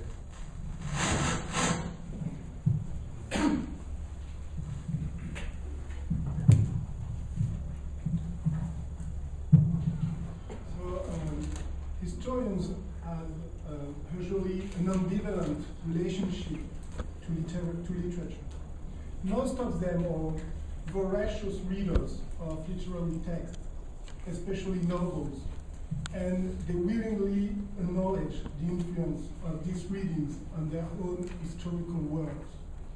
From Georges Duby, who claimed that he would not have written the Dimanche de Bouvines if he had not first read Jean Giono's Pavie, to Jacques Le Goff, who confessed that a large part of his historical imagination was fashioned by Walter Scott novels. There is a long list of similar depths of gratitude. And as you well know, some great historians were also great writers, from Voltaire to Michelet, and even to Brodel. However, when it comes time to define the theoretical connection between history and literature, historians often adopt a very defensive attitude, tracing frontiers that resemble the Great Wall of China. There are some old and well-known reasons for this attitude, notably the fact that history became an academic discipline in the 19th century by asserting its difference from belles lettres and from the rhetorical tradition, and by stressing its links first with erudition and later with the social sciences. But more recent reasons must be mentioned. First, the narrativist and linguistic offensive against the scientific claims of social history, beginning in the 1970s. One thinks, of course, of, for example, Aidan White or even Paul Ricoeur, was received by most historians as a threat and led them to adopt a more positivist attitude. This was especially true in the French context, which was marked by the full visibility of the revisionist movement. And I think it was an important piece of this history. More recently, the success of historical fictions, and in particular the attraction of contemporary literature to vexed episodes of recent history, such as World War II, has sometimes been denounced by historians as an illegitimate and dangerous concurrency. That is, what we may call the little effect, in reference to the controversies raised by the Bienveillante, by Jonathan Little, the kindly ones, this fake autobiography of a Nazi torturer. And these controversies were revived last year by the harsh debate in France around Yannick Enel's book on Jan Karski. In reaction to this defensive attitude, some research works have tried to reverse the postmodern perspective. Instead of asking if history is mere fiction, they try to understand the cognitive powers of literature, the historical, sociological, anthropological, and even scientific knowledge that literature produces and carries in specific historical context. This is a broad topic, which we tried to present in a recent Annales issue on savoir de la littérature.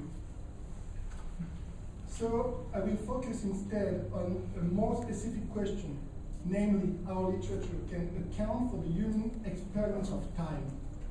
My point is that if literature engages with some historical knowledge, it is not so much because of some peculiar ability to make the past alive or the freedom of fiction, but rather because of fiction's aptitude to intertwine different temporalities and to highlight the relationship, the complex relationship we have with the past.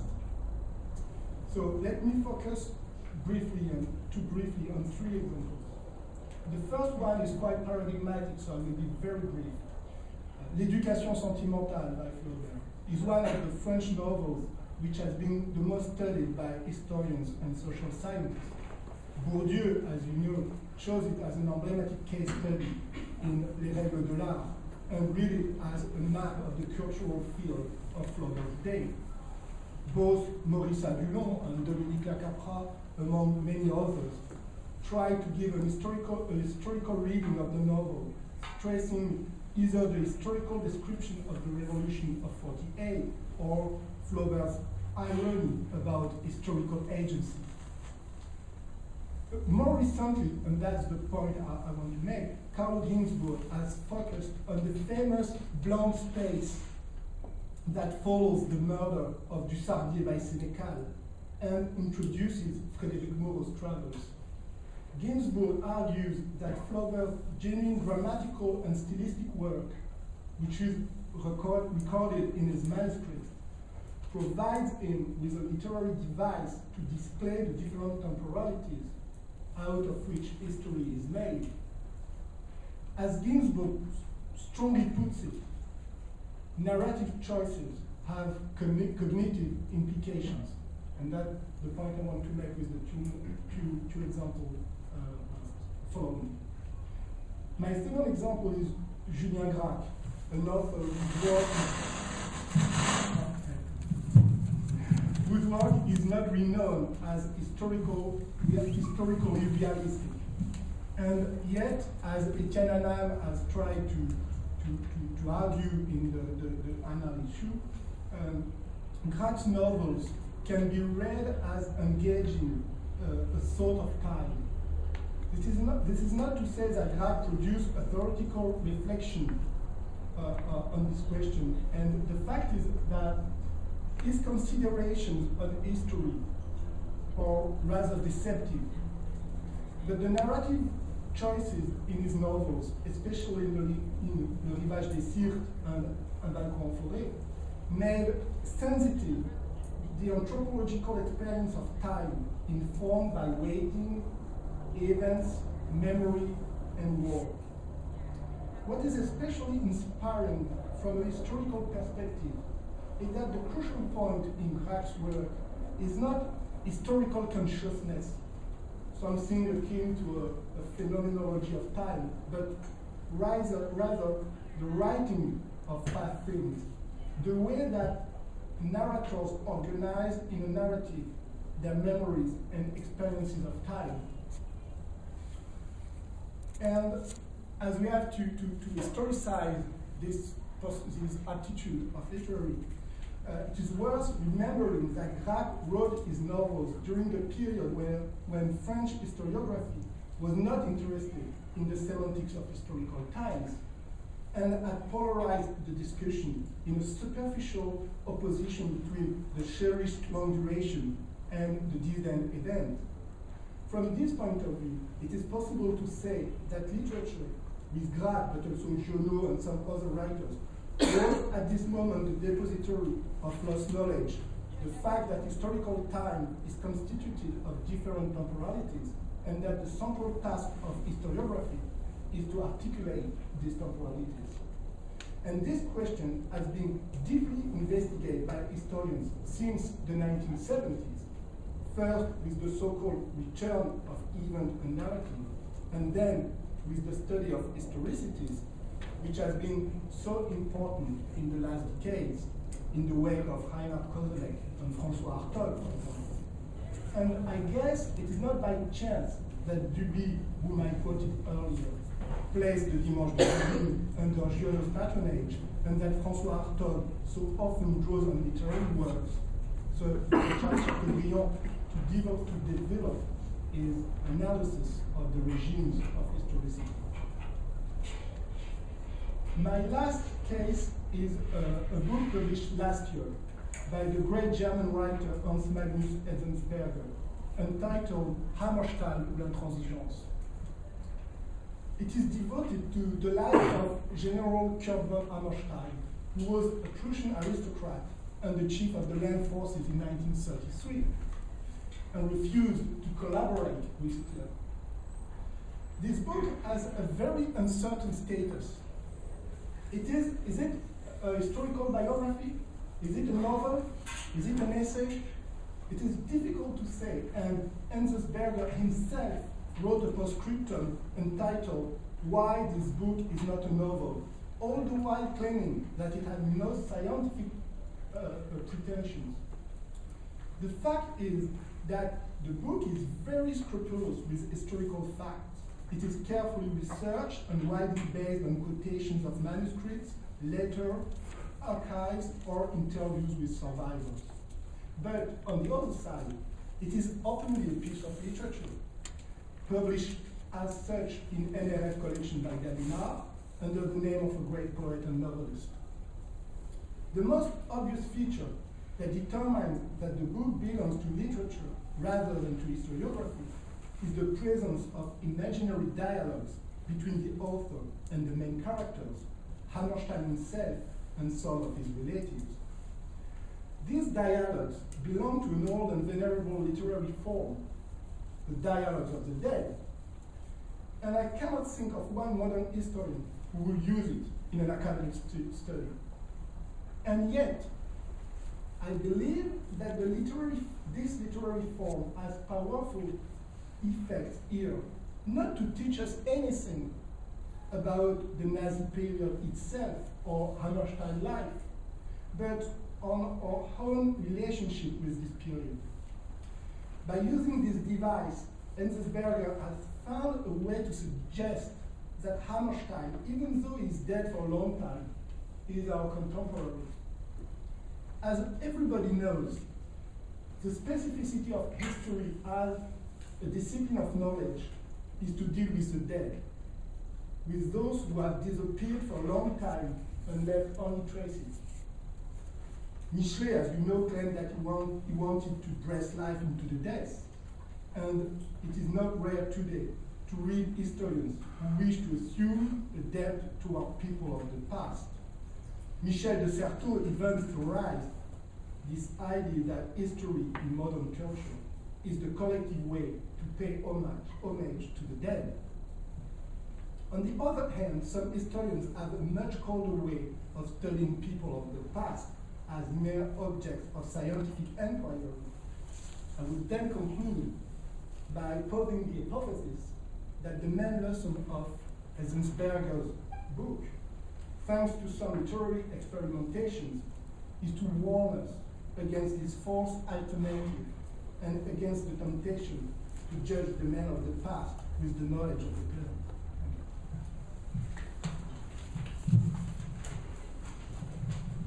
Thank you very much.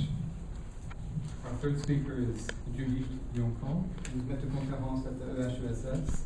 She's a specialist in the social uses of literature, 19th century literature in France, and the author of several books, including La lecture et la vie, les usages du roman dans la France de Balzac, and L'historien et la littérature, a book that just came out in 2010, which is most germane to the topics we're discussing today, and which I should add all of our first-year graduate students are reading.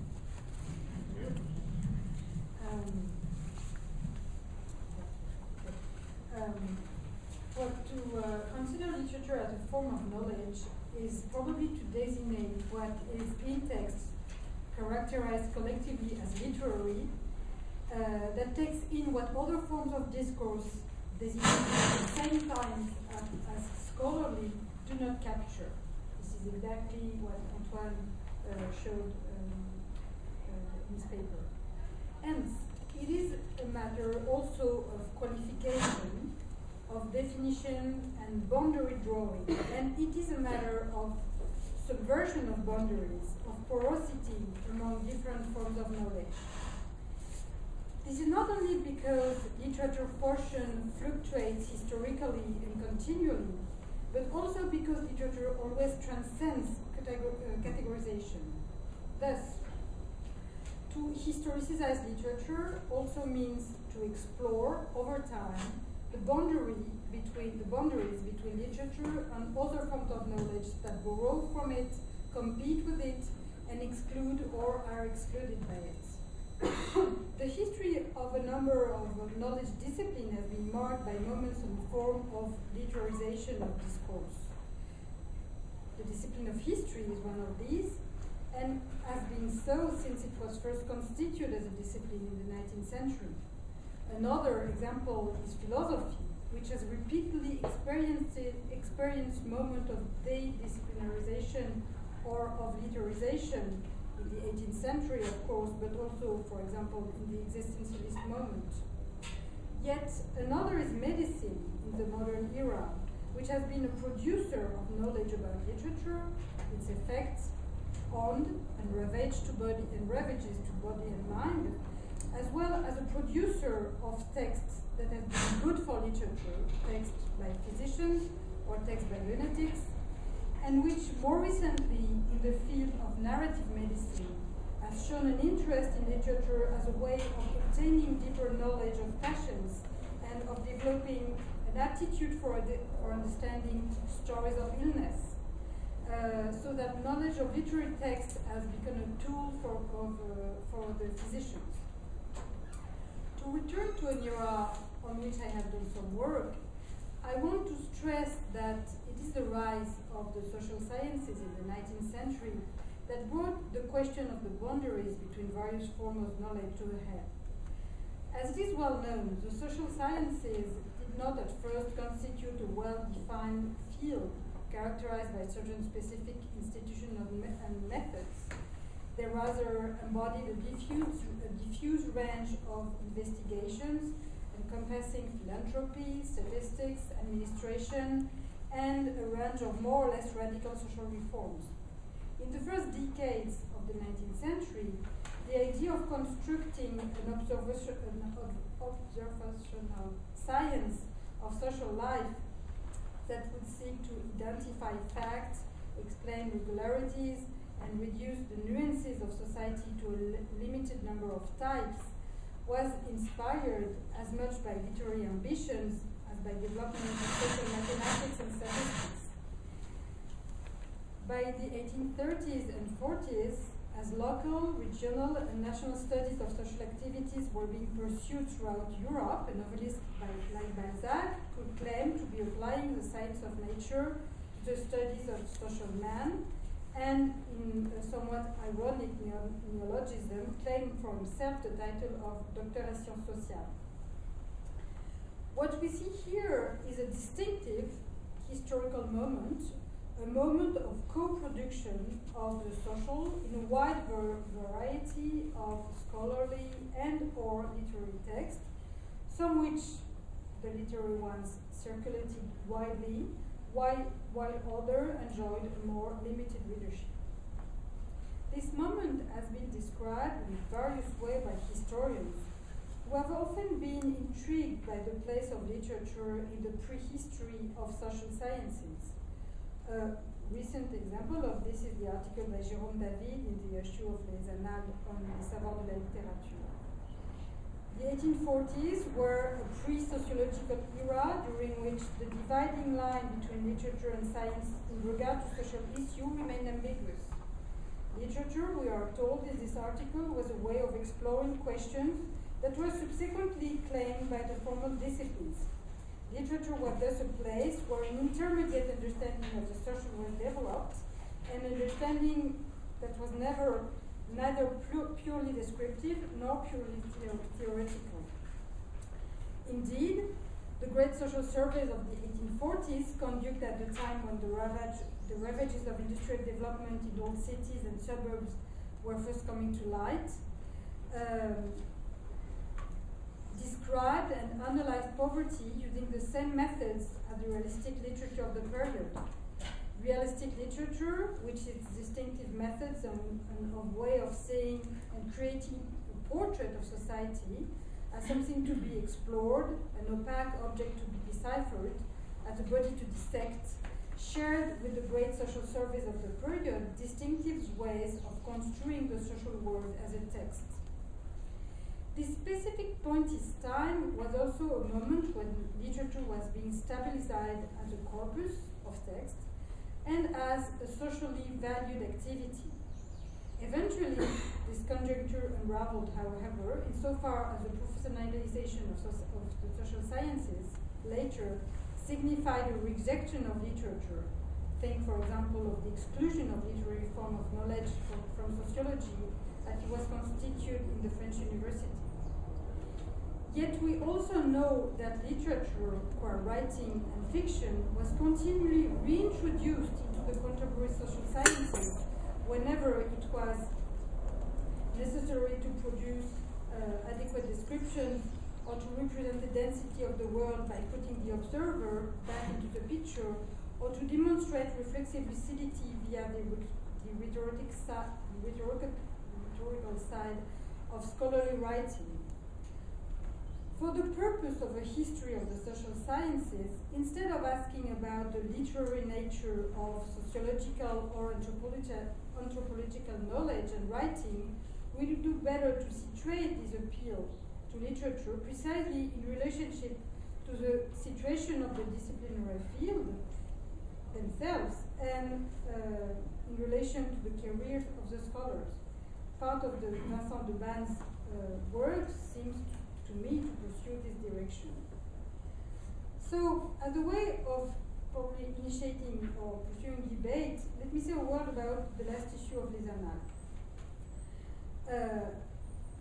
What this set of very dense articles clearly reveals is that at a precise point in history, what people call literature provided a way of understanding, describing, thinking about, and observing the world. But there is also something else.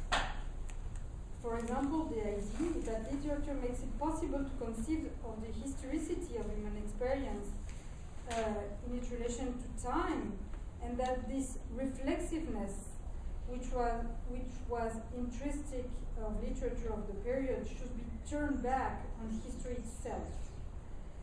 The issue of Annales tends quite strongly to stabilize a somewhat new division between literature, or what we call literature today, and history.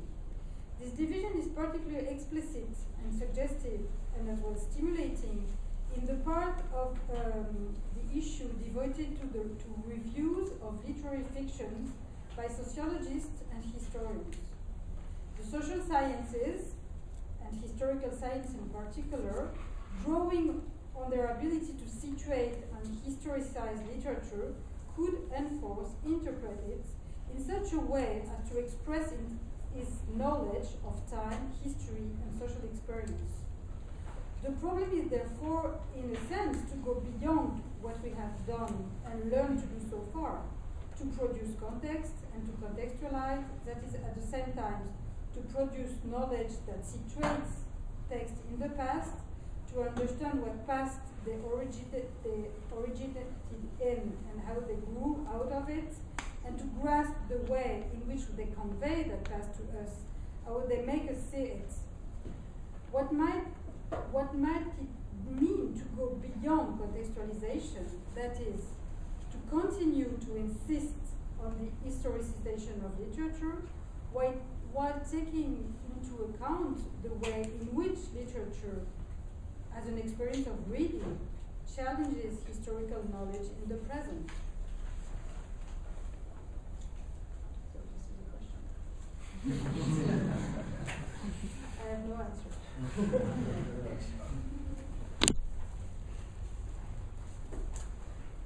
Thank you. Our fourth speaker is Samuel Moyne, who is professor in the Department of History at Columbia and co-director of the Consortium for Intellectual and Cultural History. He's the author of several books, including A Holocaust Controversy, The Etudes Affair in France, and The Last Utopia, Human Rights. The Last Utopia, Human Rights in History, which has just appeared last month at Harvard University Press. All right. Thanks very much. I've decided to approach our topic from a relatively narrow perspective, which is that of my home self-discipline, which is modern European intellectual history. And it's narrow in part because this subdiscipline has no exact equivalent, even in England, let alone in continental Europe. Nonetheless, it has its own canon and way of approaching these matters across the decades, and I thought it could be interesting to review some of those, naming some unfamiliar names and hopefully raising some issues. Professor Compagnon had 4 remarks. I'll have 4 stages. And I'm going to start out with the first, which is really the forging of the subdiscipline in the United States, which occurred at Johns Hopkins University under the auspices of the History of Ideas Club in the early part of the 20th century. Now, what's remarkable about this founding, which of course led later to the flagship journal, the Journal of the History of Ideas, is that it was a fully interdisciplinary project from the start and incorporated literature as part of the so-called History of Ideas. Its leader was Arthur Lovejoy, a philosopher, but he had lots of interlocutors in his club with literary scholars and even some major critics from amongst Romance philologists like Leo Spitzer. If you look back, there's a certain antiquarianism that rightfully attaches to Lovejoy's work, including his greatest book, The Great Chain of Being.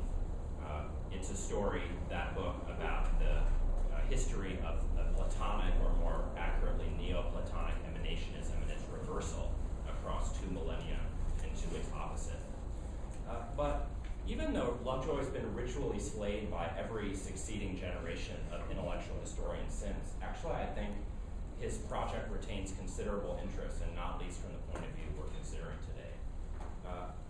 He did, even in that book, try to fully incorporate literary evidence, treating it as something essentially on par with philosophy, and it may be worth saying why.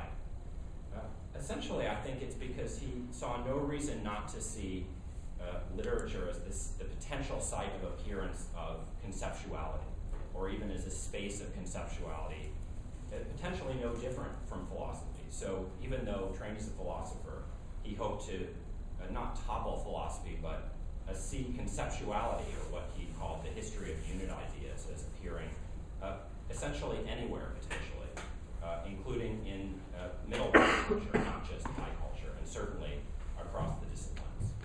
Now, of course, he paid a price for this generosity, because he opened himself to the risk of seeing literature as nothing else but a site of appearance for these famous unit ideas. So, for example, in The Great Chain of Being, he cited some lines of poetry from Alexander Pope as sort of the epitome of the great chain of being. But literariness was not something that he took especially seriously.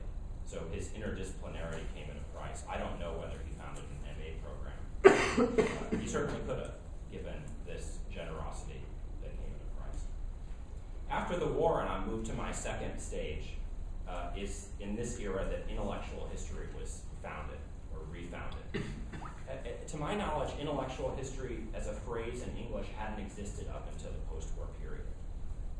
And in some ways, it displaces the history of ideas, which is now kind of fossilized in the title of that journal I mentioned. But very few people call themselves historians of ideas. There's an even more forgotten figure who epitomized intellectual history in this era, taught at Harvard, named Stuart Hughes, who once again, I think, impresses us in retrospect for his interdisciplinary commitments, which were subsequently lost, which included literature. His great book was called Consciousness and Society from the late 50s. Now, like lots of people, including the Englishman Quentin Skinner, whom I won't mention since I'm restricting my view to the United States, Hughes bridled against the definition of the object of study of intellectual history as concepts. And so he tried to provide a kind of richer approach to the field. But it was one that preserved a space for literature through thinking about intellectual history as the study of the zeitgeist. And so what he did in his famous book was try to reconstruct a so-called revolt against positivism that exploded in the 1890s and he thought lasted through the interwar period. And he actually has rather extended readings of Thomas Mann and Marcel Proust in this book, again as kind of tokens of the supposed crisis of positivism and the revolt against it. Once again, there's the generous inclusion of literature in the field, but mainly as a kind of tokenism. Generous in that it brings literature, let's say, up to the level of philosophy, or brings philosophy up to the level of literature, but only by putting them on a kind of homogenizing par. Another example of this you might find in the other classic of that era, though published much later, a contemporary of Hughes is named Karl Schorsky, who wrote a famous book called Fin de siècle Vienna, which just like Hughes tried to very self-consciously to cross genres and disciplines, not only by including literature, by the way, also including the fine arts, opera, so forth. What's happened since then? In the third stage, I think I would identify a kind of era of destabilization from which we're still, in a sense, trying to recover. Of course, from inside the literary academy, there are considerable continuities between earlier formalist and internalist methods throughout the 20th century and the rise of deconstruction and other theoretically influenced modes of reading. But for historians, I think the rise of so-called French theory was felt as a kind of moment of the end of kind of humanist criticism, which allowed for the incorporation of literature before, which now seemed much more difficult. Many of the most prominent European intellectual historians, again, in the United States, addressing modern topics, simply stopped incorporating literature, which was really, I think, a break with tradition, as I've suggested. The premier intellectual historian, named Martin Jay, really has never addressed any work of literature in his life, although he championed a method he called the textual approach to intellectual history. Literature didn't figure amongst the text. Another representative of that generation has been mentioned by Antoine, Dominique Lecapra, who, if you like, ended up being the exception who proved the rule. He adopted the formalist methods and internalist attitudes of French theory and the literary trends of the day. It remains a rather impressive project, I think, to return to Lecapra's writings. He, in a sense, wanted to treat philosophy and other theoretical texts much the same way that a literary critic or Derridian might treat literary texts. And his readings are often extremely impressive. Antoine mentioned that he once published an article on sentimental education, and in fact it appeared in the Annales. But I think it was a rather isolated episode in that era of the journal. And I vividly remember when I took a class from Jacques Prévert, the came to Berkeley in the mid-90s, he stated bluntly that Dominic Lacapra was not an historian. Although, I suppose he may have had something to do with this sentimental education article. I think it's fair to say that if you look at the very large number of modern intellectual historians working in the era since this destabilization, this interdisciplinarity has been preserved, but only in teaching, with a few isolated examples. And Dominic Lacapra, while influential, has been so mainly as a critic of other historians, not for providing any sort of model for contemporary intellectual history. At least not one that could be imitated. In our day, it seems to me in the era of founding this MA program, we therefore, at least from the perspective of my home discipline, face a kind of very specific conjuncture. On the one hand, as has been discussed by Professor Leidenson, there seems across the departmental boundary to be a kind of waning of the formalism and internalism that led to the destabilization in the first place. And it seems often, in fact, as if literature professors would like nothing more than to be intellectual historians. The new historicism was part of that trend, but it's more often that one finds in recent decades since the creation of the new historicism that specifically intellectual history, given the high cultural status of literature, is what's often being practiced by literature professors. As with the new historicism, in private, the real historians often wonder how much historicism there really is in this turn to history. But it's nonetheless an impressive and potentially fruitful development. But it competes with another development within history departments. And it's quite a remarkable one. For most of the year I've been talking about, intellectual history was not an approved topic. There were very few people in history departments who pursued it. And in the era of the destabilization, it was marginalized yet further by the rise of very sophisticated forms of social history and cultural history. But those themselves have waned. And not least at Columbia University, where the department, which was once a bastion of Marxist-inspired social history, has hired a goodly number of intellectual historians, Matthew, me, and several others. And more interestingly, many people who were trained as political and social historians have worked in intellectual history in various ways. This, I think, it leaves us in a particular quandary, which is that of success through dissolution, through the discipline and even across disciplinary borders in places where formalism and internalism, not historicism, once reigned. There's another development, which is we've really passed the age of, let's say, theoretical controversy in intellectual history. The age of Lacapra and others was an age in which the greatest premium was placed on having a specific methodological approach. And the age of this dissolution of the subdiscipline into history and beyond is also the rise of a kind of eclecticism in which it doesn't matter much what method one adopts in intellectual history, or one switches amongst methods depending on one's subject. So if that's the case, it seems to me we should reckon with the attempt to bridge the gap between history and literature in an age that probably best described as one of eclecticism. So I'll stop there. Thank you very much to all four of our speakers.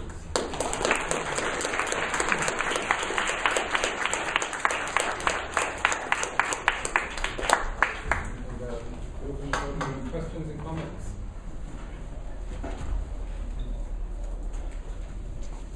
Just a reflection, especially about the period you mentioned, Judy, which is, sorry to use an ism, but romanticism. And this was a time in the 19th century when, like you said, literature and more specifically the novel and history were both trying to define or redefine themselves very much against each other, against meaning not just in a position to, but really in contact with each other, in very close contact with each other.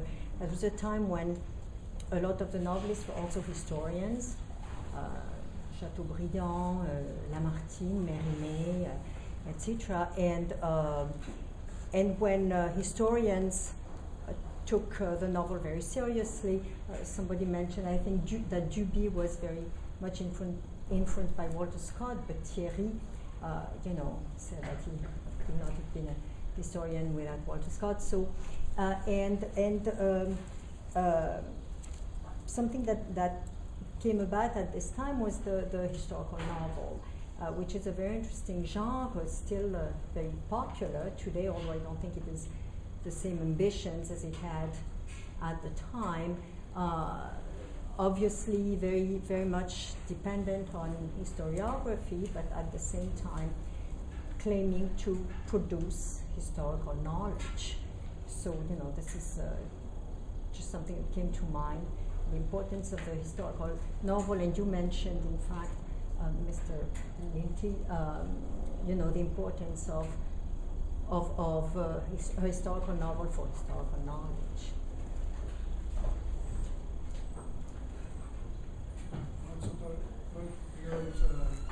Sort of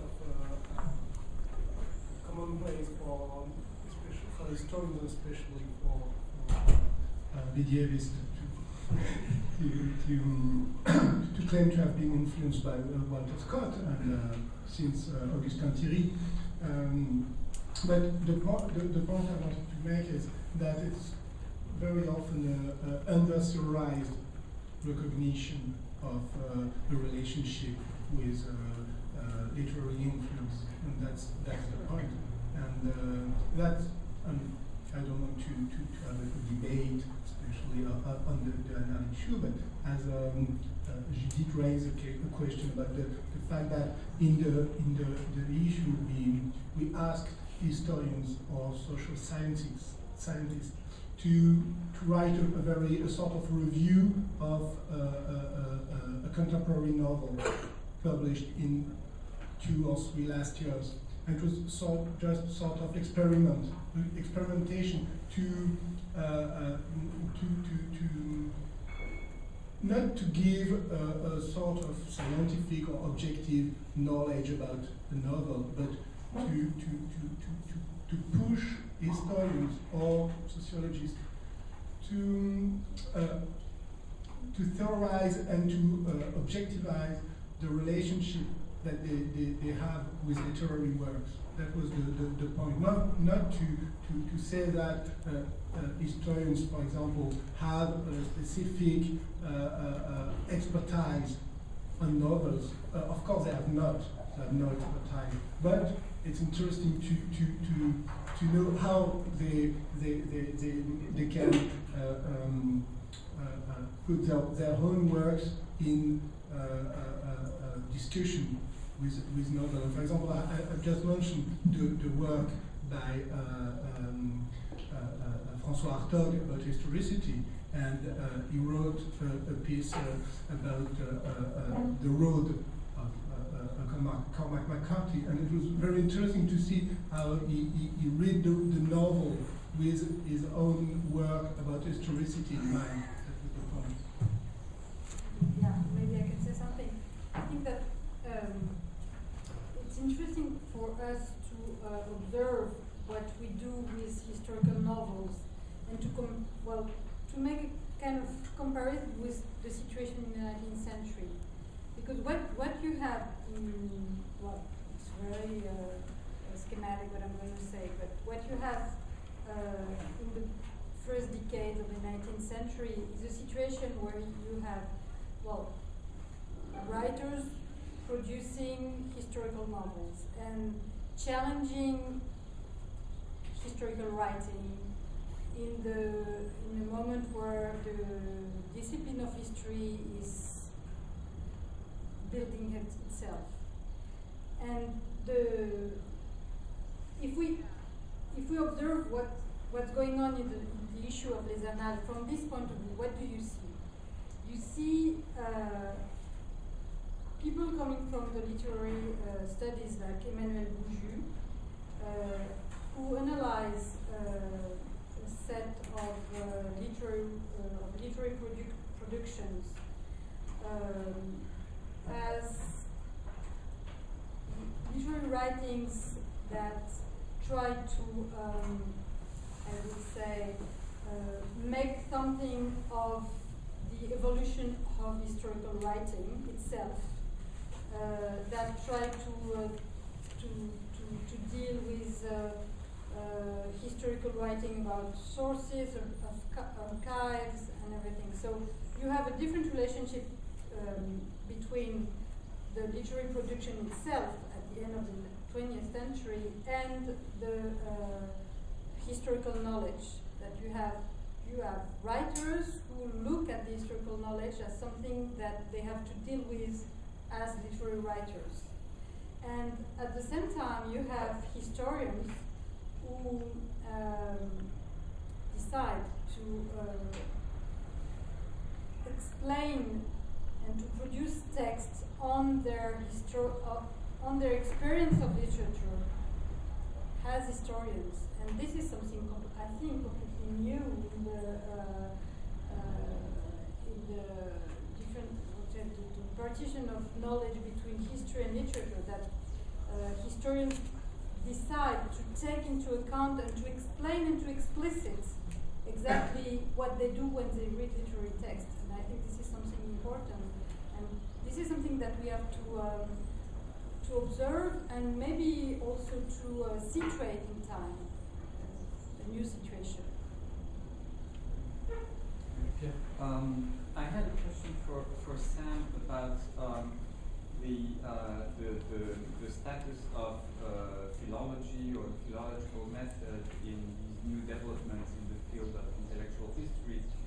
And by philology and philological method, I mean, I'm again thinking of an example from Addo, who was quite explicit about this, in which somewhere he said that the biggest lesson he learned in terms of his method in intellectual history was something he learned from his dissertation advisor, Paul Henry, a Jesuit priest, who was first and foremost a philologist, and who didn't have many ideas, but he had only one idea, really, but that Addo found sort of to be the sort of the bedrock of his method, is that one should look. Intellectual historians are in the business of looking for similarities between ideas, and that's what. But Addo said, according to Henri, one should look for literal borrowings, not doctrinal ones. That it is easy to find similarities between doctrines if you do some sort of rational reconstruction. But if you are a rigorous philologist, you should look at words or at very specific, recognizable, verbal or conceptual structures. And that really comes from the method of philology. So that was the first part of my question, and I had another another question about the relationship between philology and eclecticism. This makes me think of a book by Renan, L'avenir de la science, 1848. This is very early. In which he puts philology at the center of the social sciences, and which he says and the philologist is really this sort of eclectic scholar. The philologist, in order to understand textual cultural productions from the past, has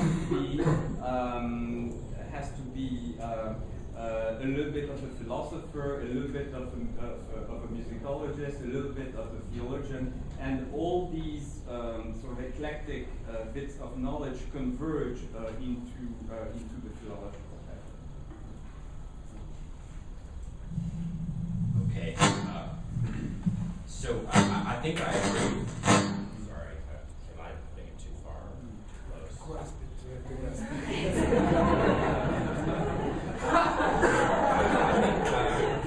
I think I agree with the spirit of most of your remarks. I mean, speaking as a modernist, these philological methods are often ones that are not taught, but have to be learned, in a sense, through following examples or reinventing philological methods without having learned them from teachers I would expect, and Matthew might speak about this, that historians of ideas who work in earlier periods would have better training in this regard. I think you're right. I think that traditional questions that intellectual historians ask about sources and influence are best addressed first and foremost by more or less philological methods. I think eclecticism has arisen because philology has ceased to be interesting, at least as a kind of self-sufficient method. I think you're right that it ought to be at the center, but because it's so often seen as a boring preliminary, it's not placed, given near enough importance. Its downfall, of course, is that, you know, if one reads Quentin Skinner or practically anyone, philology doesn't give us much to go on in thinking about interpreting meaning, or it does so in very vulgar ways that allow tracing of relatively simple influence, bracketing more complex sorts of connections, at least in a stereotype of philology. And more importantly, philology tends to bracket problems of causation. It describes influences without explaining why certain ideas are taken up and why others are not, and why they undergo the transformations they do instead of others. And here it's sociological traditions of studying thought, the Marxist ones, which have always been more appealing, and to the point of displacing philology from its kind of central but preliminary role. So that's what I'd say. Joanna, do you want to say something? Okay. Joanna. Yeah, I have two, I think, related questions also for Samuel. One, your remarks made me think of your piece, Mind the Enlightenment, in the sense that, you know, in that piece you frame your critique of Jonathan Israel's intellectual history of the Enlightenment by upholding this other example of a recent book by Dan Edelstein, The Terror of Natural Right. And of course, Edelstein is someone who's trained in literature, principally rather than intellectual history. So I'm wondering where you would situate sort of that opposition between those two, perhaps, approaches to both literature and intellectual history in the trajectory that you sketched out for us, and particularly in terms of eclecticism, because that's sort of where you would place someone like Edelstein. And then the second question, which I guess is related to the first, is could you say a little bit more about why Dominic Locastro's model is so difficult to emulate or imitate today? So I'll defer really to Antoine, who's much more of an expert in the period, even though we both tend rather acerbic reviews about Jonathan Israel's work. I'll just say very briefly that I'm not sure if philology provides an adequate way of distinguishing between Israel and Edelstein. In some ways, Israel seems to be hampered by his philological focus on Spinozism. And in fact, when he read my review of his work and my championship of Dan's book as a kind of alternative, his complaint was that Dan, in a sense, looks at naturalism in much too vague a way across the 18th century, rather than focusing on the Spinozistic approach to nature in particular. So that, I don't know if everyone's read Dan's book or no one, but he looks at various sorts of discourses of nature in 18th century thought before leaping ahead to the French Revolution and its cult of nature. And so that might be right, but I still would prefer Dan's book, and so I just wonder if it's really their respective attitudes towards philology that would help us distinguish between them. Dominic's work, I think, he made himself into a gadfly in the discipline rather than ever trying to operationalize his method. So famously, he wrote extremely, I think, brilliant criticisms of people like Robert Darnton, who disposed to turn to the history of books almost without reading them anymore. And this, I think, correctly raised Dominic's hackles. But his own alternative was really a kind of internalist sort of reading, and that's epitomized, I think, by the article in the Annales to which Antoine referred, which it is maybe properly earned Jacques Rebel's contempt. It's hard to see exactly what is historical about it anymore. In his own career, he never really wrote a work of history. He wrote a book called Madame Bovary on Trial, which would be the only possible candidate for a kind of actual performance of what he preached. And it's a very, very good book, very interesting book, but it's not one that was widely read. And so he was really taken as more a kind of external critic of other people's performances rather than being bold enough to offer one of his own. Do you want to say something about Jonathan? About the difference between Jonathan Israel and Dan Edelstein. As some, I don't think that the difference is on the level of philology. I can see two big differences.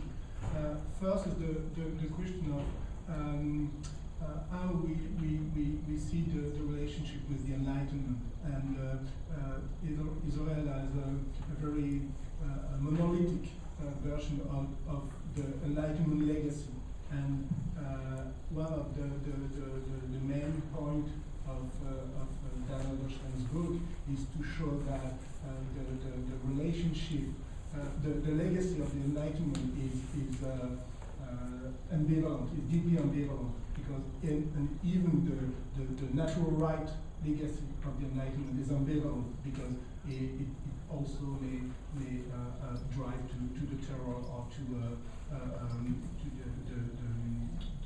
war, to the total war, as David Bears argued. And the second, and that is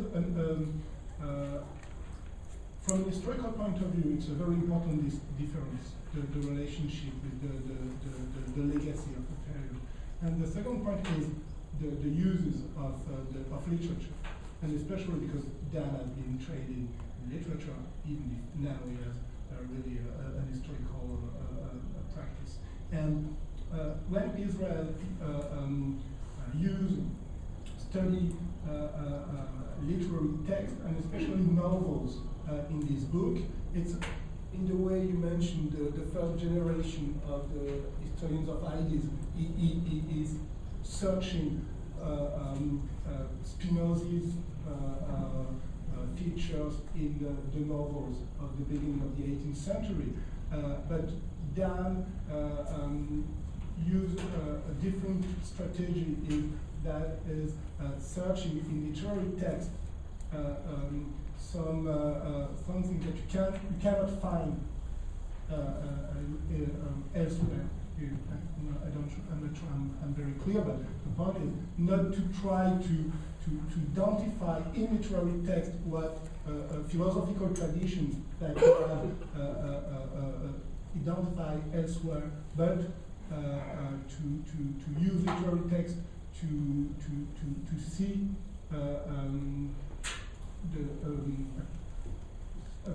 a sort of under-conceptualization of nature before it was conceptualized in the philosophical or political text. I just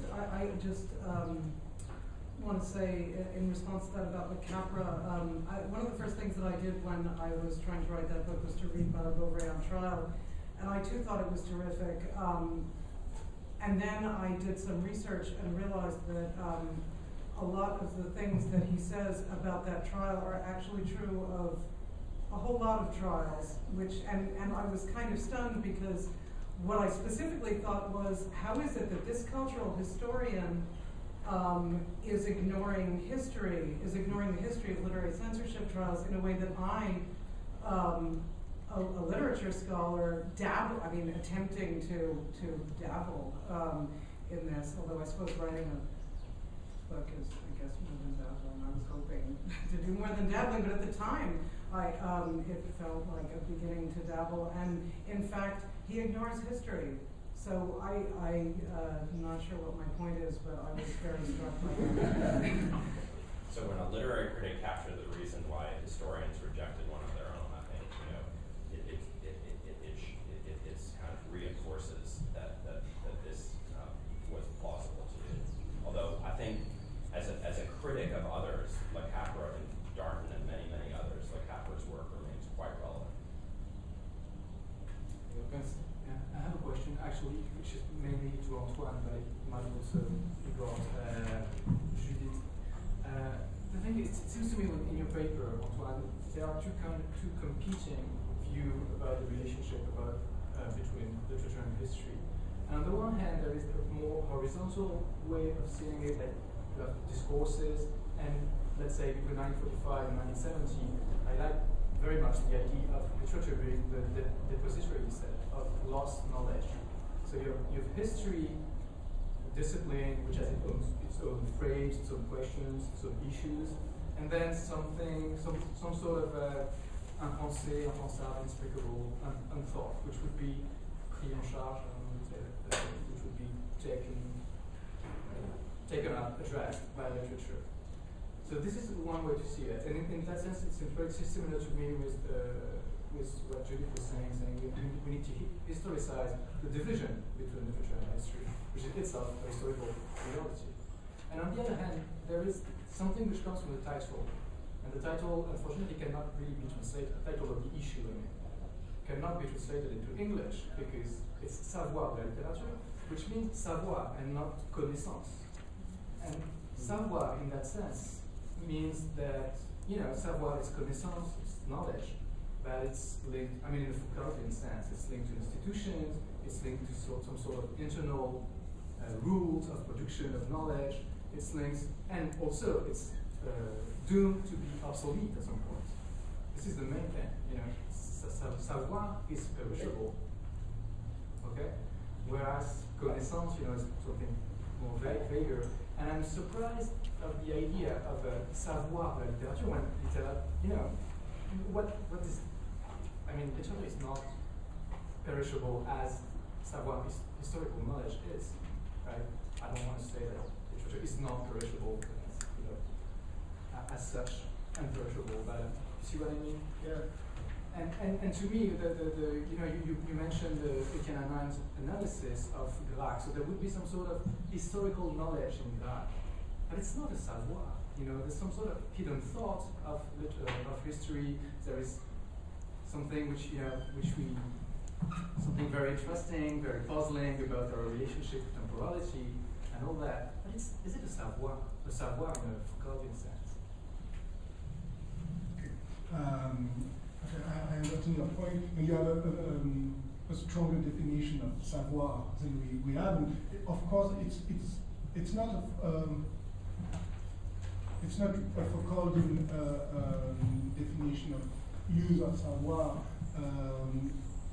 and not on the theoretical point that Foucault used savoir, but and that's a point that we can return later with some presentation. I think that the specificity of philosopher of the French theory, especially Foucault, but also Deleuze, was to bring literature in philosophy.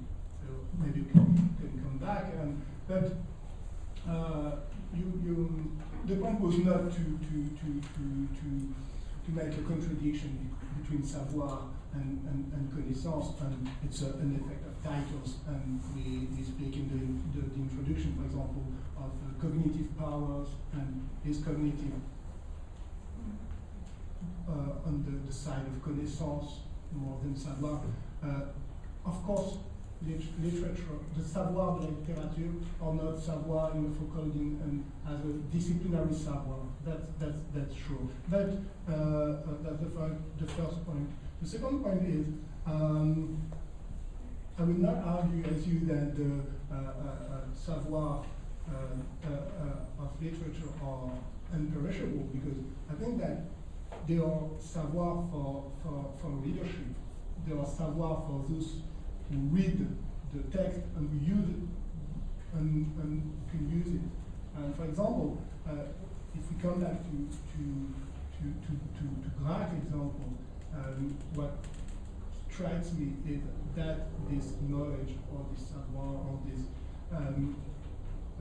was appropriated by historians. And that's why I mentioned the fact that in the introduction of the Dimanche de Bouvines, Dimanche de Bouvines was the very important book for historians because it's a book by Duby who belonged to the tradition of the Annales, and then he wrote a book on an event and on a military event. And so it was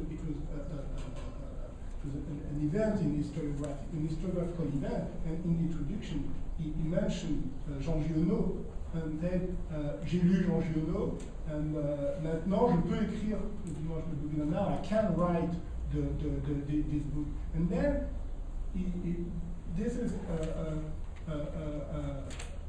the fact that this knowledge, this savoir, is available, of course, available for in a specific context and for specific audiences. It's not an universal knowledge. That's why we use the term savoir.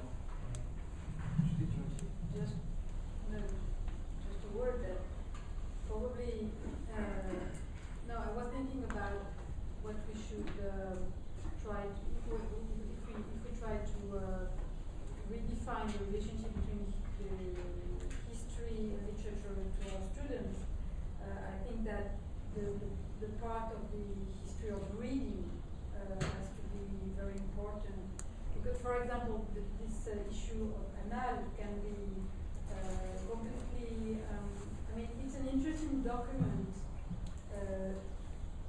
as itself, in a history of reading, where you see historians at what moment trying to deal with literature, and this is probably that we have the important thing is that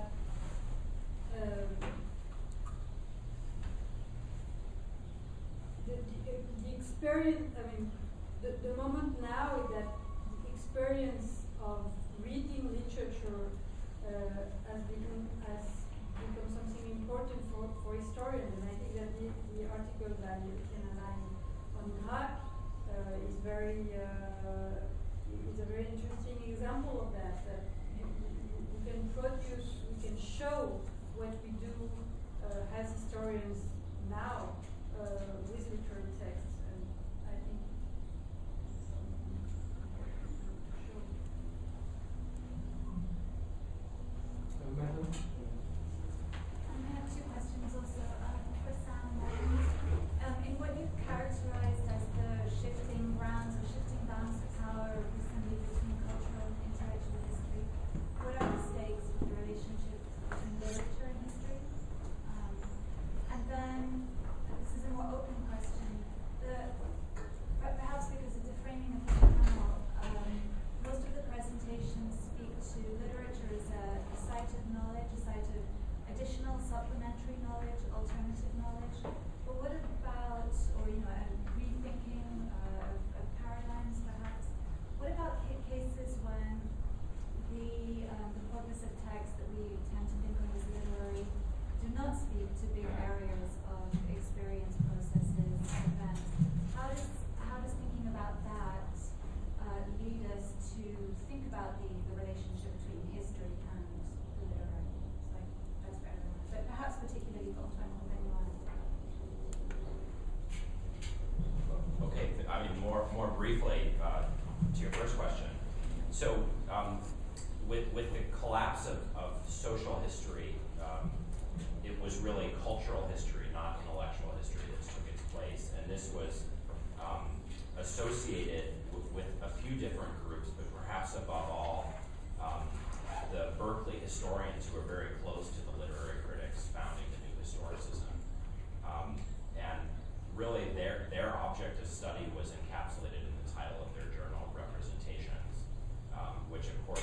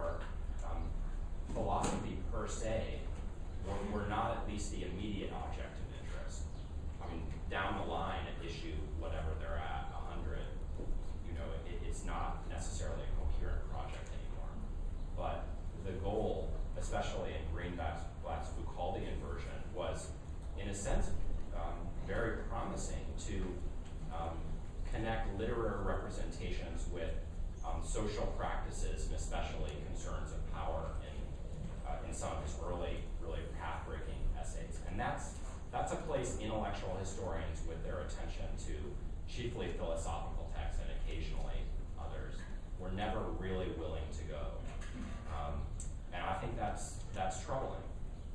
Intellectual historians should be willing to erode the divide between representations and practices and ask questions about power. But their attitude all along really towards practices has been a defensive one, maintaining the autonomy of thought in its greatness against the pollution of other things, including representation, surprisingly. So even though, I mean, there are personal connections amongst the intellectual historians and the cultural historians, and in fact, Marty J, whom I mentioned, is married to Catherine Gowan. But I don't know what they were talking about then. But it wasn't how to connect their methods. So the recent period has seen a collapse of the prestige of cultural history, and in a way with a certain loss of what was interesting and promising about its project, in which intellectual historians could have cooperated, did not. I'd like to say a couple of words first about Lovejoy and the lack of Lovejoy. There's someone who is an intellectualist, a historian of ideas, who always claimed that he had learned from Lovejoy and was close to him, who is Jean Starovinsky. And Jean Starovinsky had a chair of history of ideas and was at Johns Hopkins at the beginning of the 1950s, and Lovejoy was probably a major influence. So for the history of ideas on the continent, I wouldn't say that it was inexistent, and Starovinsky trained him. The second thing has to do with the disappearance of history of ideas that you describe. Didn't the philosophers take it over? Charles Taylor's book on identity might be an example of sort of resurgence of that tradition, and it is the philosophers who took over this discourse that integrated literature and conceptualization and idea. And of course, in your description, one would also want to ask you about the place of Foucault in this development. I think that sort of any transformation came from a number of philosophers. I was troubled by both of you insisted on the cognitive dimension of literature, and I thought that the examples that you were taking were precisely not historical. You mentioned the narrative medicine. Narrative medicine is interested in the structure of the narrative, not in its historical dimension at all. It's interested in training doctors and health in person who deals with health issues in the techniques of the narrative. And they use literature, of course, but in its cognitive dimension, much more than in its historical dimension. And but I was trying to situate historically something between literature and a certain type of knowledge, which is medicine. My historical point was about the division between literature and medicine, or philosophy, or social sciences, or history, or any kind of knowledge. But my historical point was about that. It's not about the fact that literature here has a kind of historical cognitive dimension. no, it hasn't. No, it hasn't, of course. I totally agree. And also you use the word committed. There are times when I was a bit troubled, and I would agree with what Maison was suggesting, that it would be probably more the difference between connaissance and savoir is quite crucial.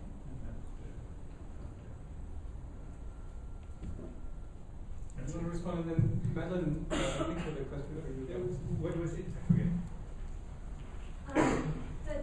The papers address history as a kind of knowledge. In your talk, supplementary knowledge of the Dreyfus affair, for example, in Proust, or alternative paradigms of temporality, for example. But what about cases in which you would have to say that major areas of experience, advanced phenomena, do not really show up in what the record of what we predominantly call literary, and how does that lead us to rethink the relationship between literature and history? You mean the dimensions that are missing from the literary? Right, and what does it mean to say they're missing? How does that affect how we think of literature and history? To say that something is missing, that implies a certain kind of relation.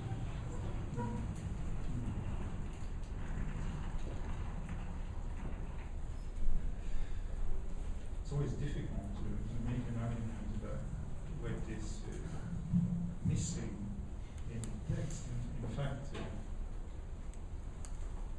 I gave a title for a paper I have to give on Proust in a couple of weeks on what is missing, essentially, of the 19th century. So, what is not there, and trying to understand why, in fact.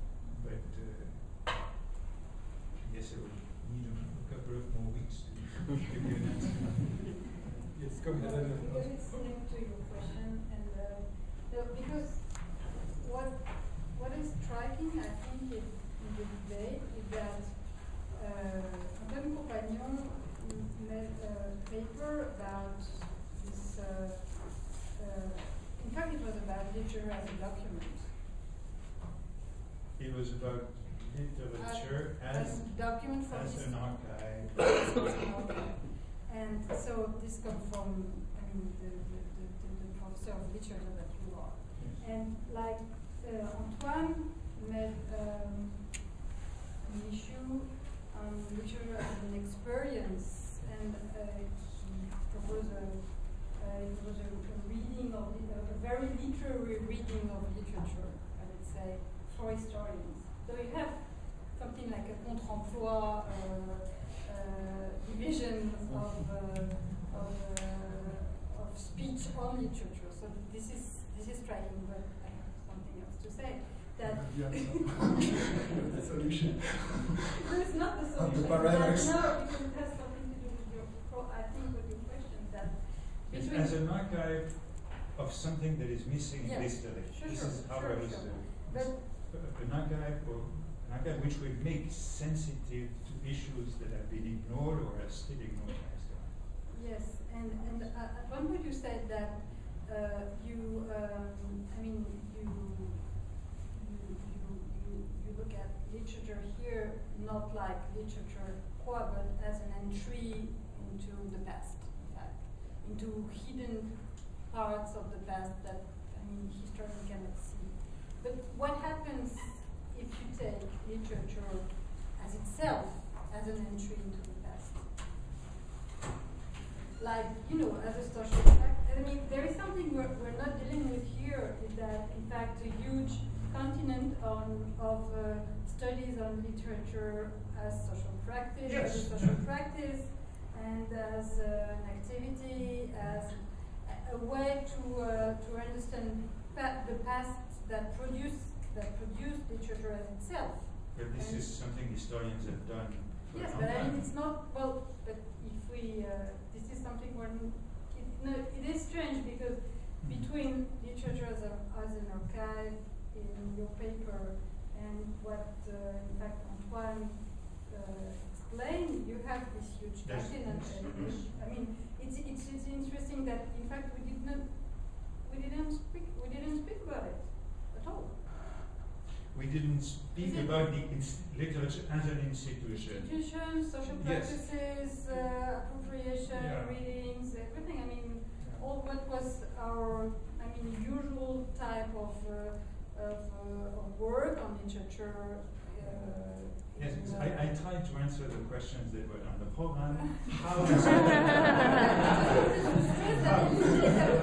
All this knowledge on literature seems to have disappeared. Has been missing, but it was not on the title of the panel. The title of the panel was Literature as Historical Knowledge. How historical understandings are engaged in and produced by literary text and tradition. Sure, so I think that if you No, but you're right. But I mean, if you take literature as a social practice and activity and institution, I mean, you produce historical knowledge. So it's it could be here in the debate. You want to say something? Yeah, just a minute because I want to come back to the question by Maison because my answer was not very precise. And I think you made an excellent point about the word savoir, and I think it's absolutely central if we take seriously the title of the Roundtable, that is. Literature as an historical knowledge, that what is the nature of this knowledge? That's the central question. What is the nature of this knowledge? And the question of the translation in French, savoir, connaissance, is interesting from this point of view. And thinking about it, it's obvious that if you have in mind a Foucauldian idea of savoir, savoir de la littérature was a very bad title. So you know that's right. And I was just thinking, why did we choose this title?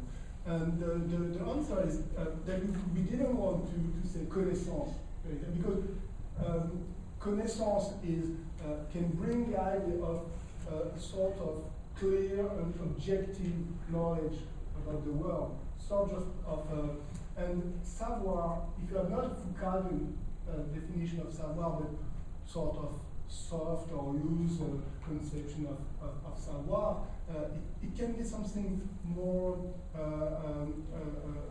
fragmentary knowledge, something that is a knowledge that is not present as a knowledge, and that's the contradiction.